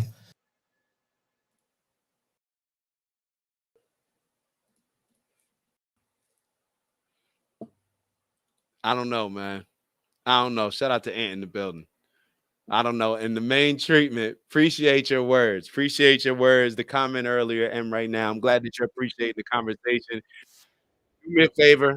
Hold on. Let me turn this in. Please make sure that you're liking, and subscribing. Subscribing and liking, and subscribing.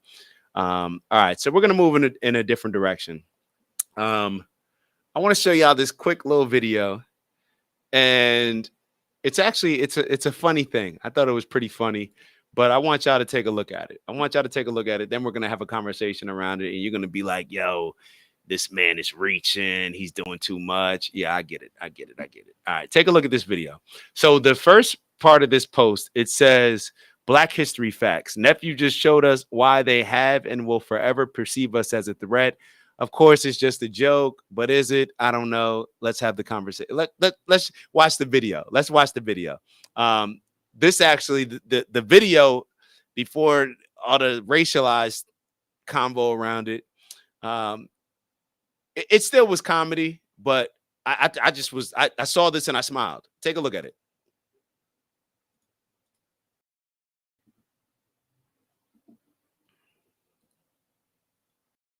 Oh man, I wish I had the one with the I don't know why it's not playing any volume in the back. So pretty much you're seeing this little baby, of course you heard all the jokes where, you know what I mean? Like, yo, Black people when it comes to sports. Also, we heard all this stuff, but I want y'all to go back and I want you to see, this is why they have and will forever perceive us as a threat. And I think I saw Shaka Bars write something on it as well, but let me not go there. Let me just have the conversation based on this. That threat word, I started thinking about it, like why they will always perceive us as a threat.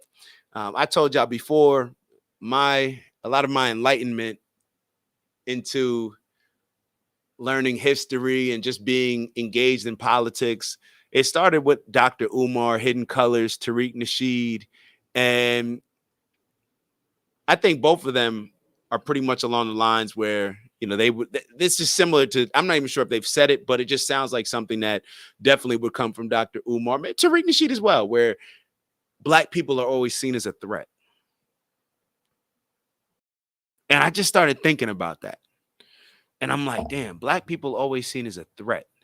And it's to the point now where, like, it's like Black people, we celebrate. Like we're a threat to, that's why we're oppressed, because we're a threat. We're the biggest threat to this, the biggest threat to that. Meanwhile, we're sitting in last place, haven't accomplished anything, haven't stood on anything, don't own businesses of our own, don't circulate our own dollars in our community, don't have any unity across the board, but we're a threat. All right, so we're a threat. Okay. And the thoughts that were going through my mind is that I'm realizing that Black people, we, us, the folk, we just want someone to fight our battles. We never want to risk or sacrifice anything. I think back to Colin Kaepernick when I was the one not watching football just to support Kaepernick, whether you agreed with his cause, whether you agreed with how he was going about it. Just think about it from this standpoint. As we give Cap some grace, he was willing to stand on business for a cause and willing to sacrifice something that was a dream job of his, a dream career that, just like a lot of us, a lot of others, myself included, we dreamed about playing professional sports. Now, you can sit there and say, oh, well, you know, he had a backup role here, whatever. You can say we can argue about his intent, what his motivations were. Put that on the side for a second. When Colin Kaepernick was protesting, risking his career, destroying his opportunity of being in NFL, he could have played, even if he was a backup, he could have played probably another 7-8 years. He risked everything. And I remember in my group chat, I don't recall, let me not even focus on the group chat. Across the board, when it came to black folk that I was having conversations with, 99.99999% of people were not boycotting and decided we're not watching the NFL. But here you got Kaepernick standing on something that y'all say is so important, standing on these type of things for a greater cause. And nobody supported him. We weren't even willing to risk and give up and sacrifice our entertainment for the weekend. But black people running around saying who a threat to who? When you hear Jasmine Crockett and Ayanna Pressley and all these blackity blacks running around like, yeah, they try to keep us down. And you hear Joy Reid in the video that we played earlier, as if like it's like the worst team in the league convincing themselves like, yo, that number one team, they scared of us. They know what's up. They scared of us. I remember when we used to play Bergen Catholic and Don Bosco. Matter of fact, let me not even go that route. I don't even want to be disappointed. Nobody's worried about you. When we were playing Barringer, we weren't worried about them. We shouldn't have been. I mean, we should have been, but y'all get what I'm saying. Black people will never be a true threat. Black people will never be a true threat until we're willing to sacrifice something. Now, when I said the 99.999% of people that didn't support, my mom, who watches more football than probably my entire family combined, she stopped watching. My dad stopped watching.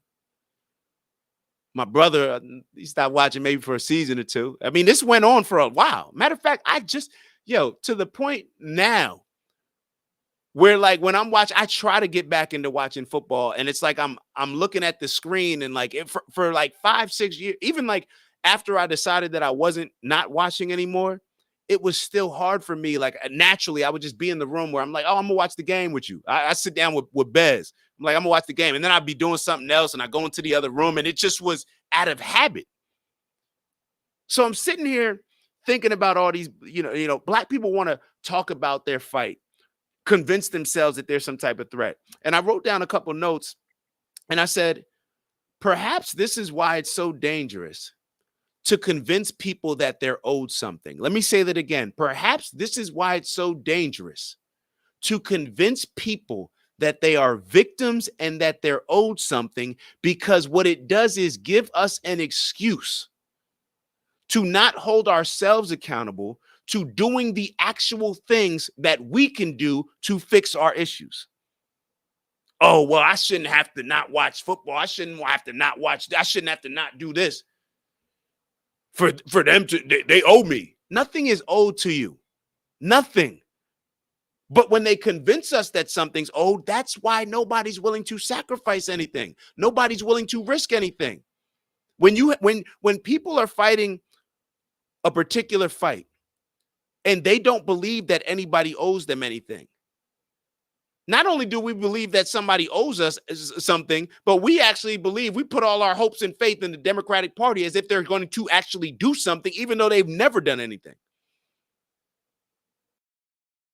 But they've convinced us that we are owed something and that we shouldn't have to sacrifice. We shouldn't have to. Matter of fact, reparations should come our way.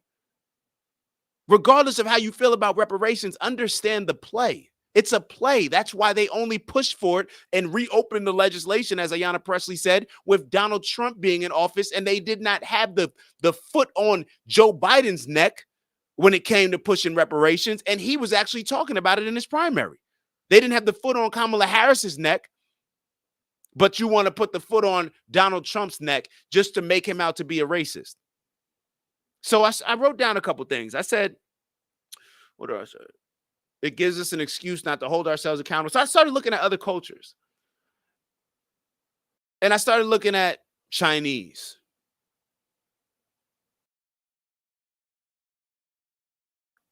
Chinese people, and I think we just played a video the other day about the kid that had like a 1590 on his SATs, a 4.4 GPA, and he got turned down by like 6 out of 8 schools, including a bunch of like the UCs, public state schools in California, and then was hired directly by Google for like some PhD program or something, 16 years old. They're good at education because that's what they sacrifice for. Jewish people are amazing in business. They make certain sacrifices to be amazing in business. Indians, not Native American, I'm talking about Indians from India. They're leading a lot of the world in tech, right? Because that's what they focus on. So when I look at all these different groups from different areas of the world, and why they excel in certain areas is because that's what they are willing to sacrifice other things in order to be good at. You know, the only thing that Black people were willing to sacrifice when it comes to sports, 2 sports, basketball and football.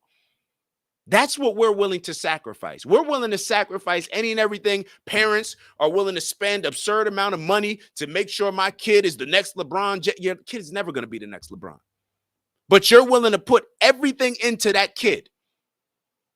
You won't tell him to read a book, won't tell him to learn something on YouTube, won't tell him, but nah, my kid, my baby, and you don't even have to say it with your words. You show it by what you support. You'll be at the game in jersey, paint on your face with your son's or daughter's number on it, all that stuff. That's the only area that we've shown that we are willing to sacrifice in. Is to make it in sports. Says a lot about our culture because sports is simply playing the lottery. These other areas that I talked about, business, education, tech, those are the things that have a much higher rate of success. But we want to sacrifice in things where it's a 0.00, like a percentage of a percentage that you're going to ever play this sport and make money. And you have the smallest window. So I go back to the point that I made in the beginning. As Black people, we just want other people to fight our battles. We can sit around here and say, oh, we're the biggest threat. That's why other people see it. They probably see us as the biggest threat because they're wondering like, damn, the team been losing for that long. At some point, they got to wake up and try to win. And we don't want them to beat us. It's like you playing at some point, that last place team is like, you got to be on your toes a little bit. You got to get them early because we don't want them hanging around. And then we're the team that they beat. We are not a threat to anybody. We are a threat to ourselves. We are a threat. We destroy ourselves and take no accountability with it. And all we do is sit back and wait for other people to solve our problems and put all of our faith and hope in the Democratic Party that has shown us time after time that they are not willing to do any of the things that they promise us that they'll do in order to get our vote. The definition of insanity, while we're sitting here expecting a different result by doing the same exact things over and over. We're not a serious group of people. I remember when in the group chat, oh yeah, I remember everything. Well, most things. Well, something, whatever. I remember this. When Jay-Z came out, he was telling everybody, boycott the Super Bowl for Kaepernick.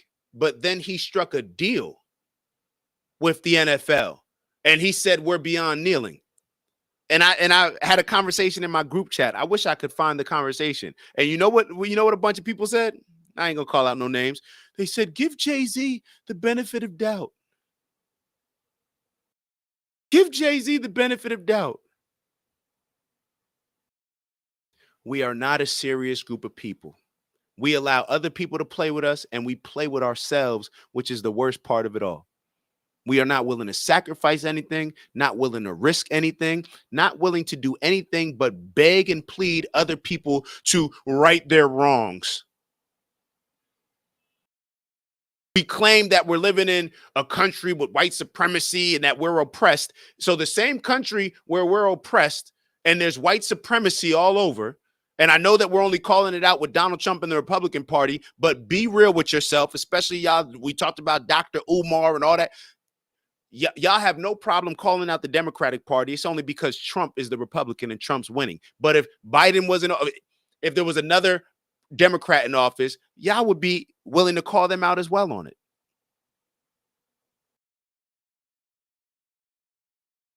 Y'all would be willing to call them out as well. But this same government that is racist, that is oppressive, that is built on white supremacy, that's who you put your faith in. That's who you think you're going to ask, hey, can we have some reparations? And you think they're going to give it to you. You think they're going to put you in a position to where you can gain an advantage over competing with their kids and their grandkids. The same people that y'all claim are racist and are trying to oppress us in this system of white supremacy. Are you dumb?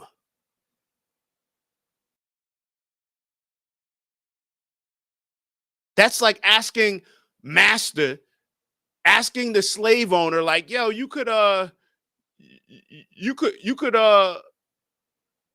us go free. I mean, we know like you can make some money off of us, but you think you could just let us go, you know?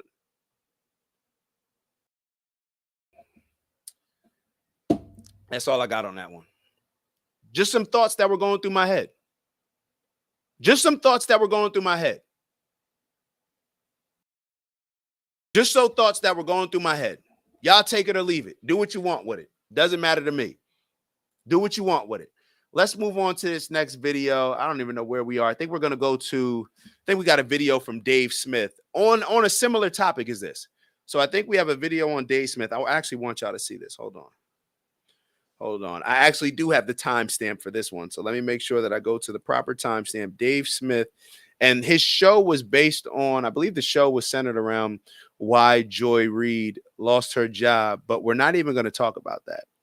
We're not even going to talk about that. So we're going to 4 minutes and 10 seconds. I want y'all to listen to what Dave Smith says here.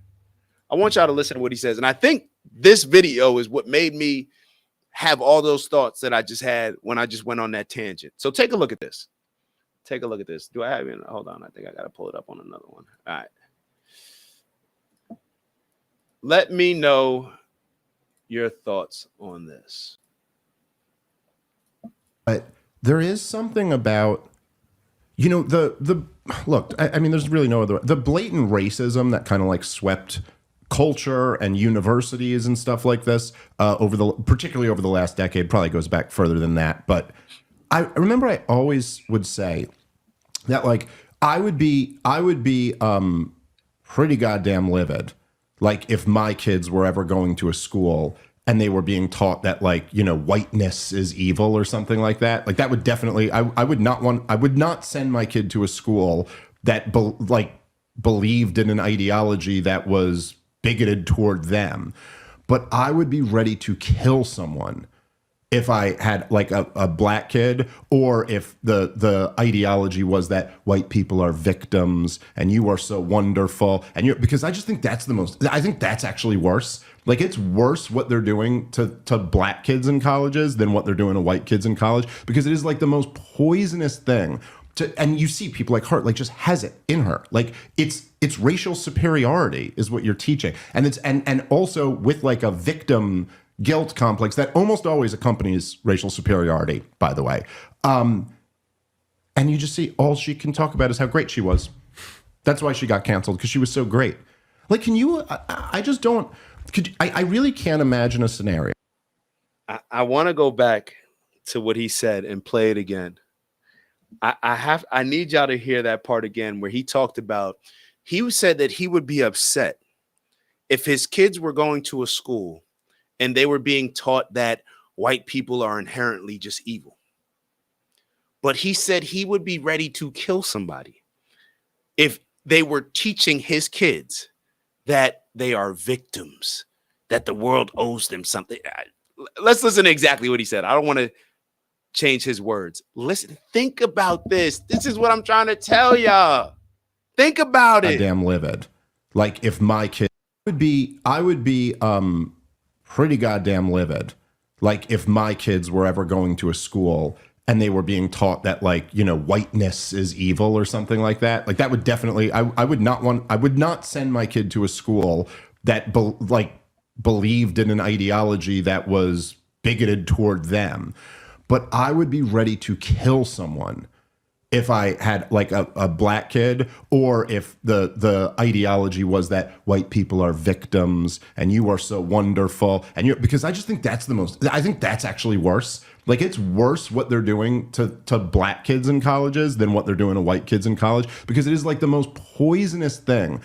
And you see people like her, like just has it in her. Like it's racial superiority is what you're teaching. And it's and also with like a victim guilt complex that almost always accompanies racial superiority, by the way. And you just see all she can talk about is how great she was. That's why she got canceled, because she was so great.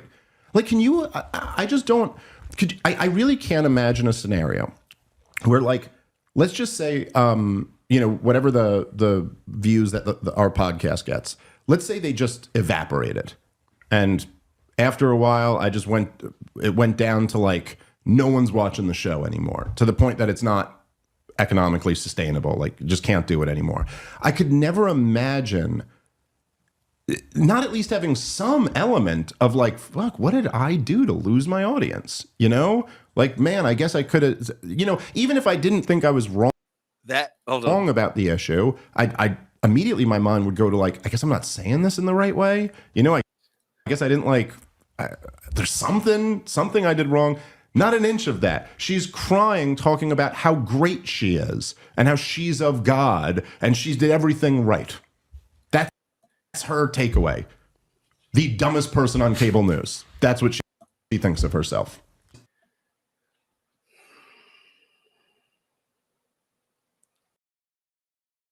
That's what victimhood does. I hope we wake up. It's 11 o'clock. I don't want to keep y'all any longer. This is what I'm gonna do. I don't even really have much to say on that one. I think y'all got my I don't know. But what I will do is play y'all this last video, because we gotta finish off feeling good about life, right? We gotta add a little good video in there. Take a look at this. So for all the people that in relationships, maybe you're married, I came across this video and it just made me smile. So I'm going to share it with you guys, because even though it may seem like I don't like making people smile and stuff, I want to make people feel good. Just never at the expense of giving you information or not giving you certain information that's going to hurt you in an aspect of your life. But I want to see you smile. I want to make people smile. So let's the main treatment. You gassing me up. All right. I love your thoughts. I appreciate you. Mama Lay said truth. Amen. Main treatment said you're right about every other culture. Merce Road private school. And the main treatment said you are so right about black people. I don't know. There's a couple other videos that I really want to play and that directly relate to everything that we're talking about, but we're going to save those for Friday. So we're going to save those for Friday. My professor, my speech professor, my favorite college professor is in the building. What's up, Professor King? And I'm definitely going to make it down there soon. We're going to do something. So Professor King, we're going to do something. Definitely on. I want to see how we can figure out something with speech and what you were teaching. Who would have known that things would shift to a point now where content is king, and a lot of it is just based on how you're able to communicate with each other. So you have no idea how happy it makes me when I see you tuning into the conversation. So thank you so much for that. All right, let's finish off on a good note. All right, so let me share the screen. Oh, it's already shared, and you guys take a look. I thought this was hilarious. So this is when you can't get your husband, your boyfriend's attention. Ladies, I'm gonna give y'all some game.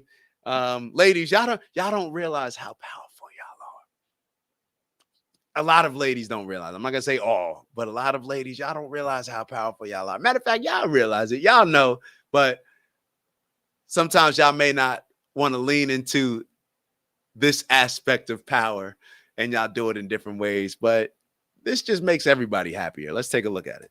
It's bedtime. I'm so tired.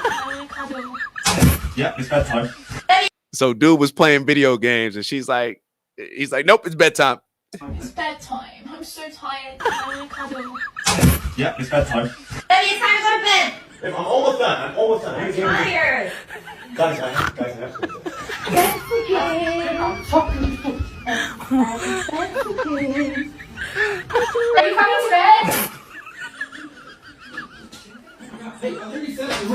I'm so tired. Hey, y'all, sorry, I gotta be on. Like, literally, Keep him here. Hold on, guys, hold on. Where are you laying down? Guys, I gotta go back to bed. Yeah, talk to y'all later. Gotta go. I'm ready for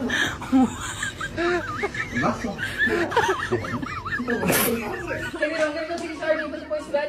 What? No, it's boys night. You said boys,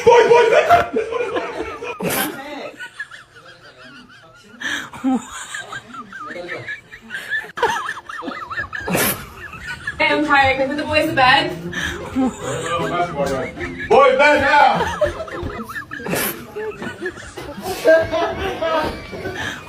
Here. Come here.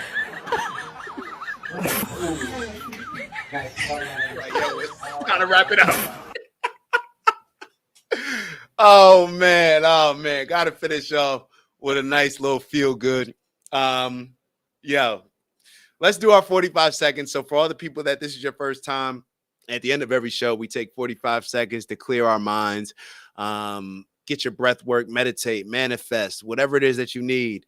Focus on exhaling all the bad energy, inhaling all the good energy, and especially on a Wednesday where on Sundays and Mondays, we set out every week to make this our greatest week ever. Wednesday gives us some, a little bit of a halftime, able to reflect on the things that we did well and some of the things that we still need to work on and finish out so that this can be our greatest week ever. So we're going to take 45 seconds and especially when we're having conversations with politics or anything that's emotionally triggering, relationships, things like that, let's clear our mind. All right. We all want things to just be better. I think that the majority of people just want the world to be a better place. We may have different views exactly on what that may look like or how to get there, but overall, I think we can extend grace across the board just by understanding that most people, we just want things in this world to be a better place. So 45 seconds. If you're in a safe place, close your eyes. I'm gonna be blowing my nose. I gotta blow my nose a little bit, but I'm gonna be getting my 45 seconds in as well. So 45 seconds. If you're in a safe place, close your eyes and remember, every breath out, we're releasing all the negative energy, all the doubt, all the questions, all the concerns, all the anxiety, all the stress, and every breath in, everything positive, the confidence, us thinking highly of ourselves, speaking highly of ourselves, seeing ourselves as superheroes, using our childlike imagination to solve certain challenges that we may have, us just truly believing in ourselves. So on that note, 45 seconds starting now.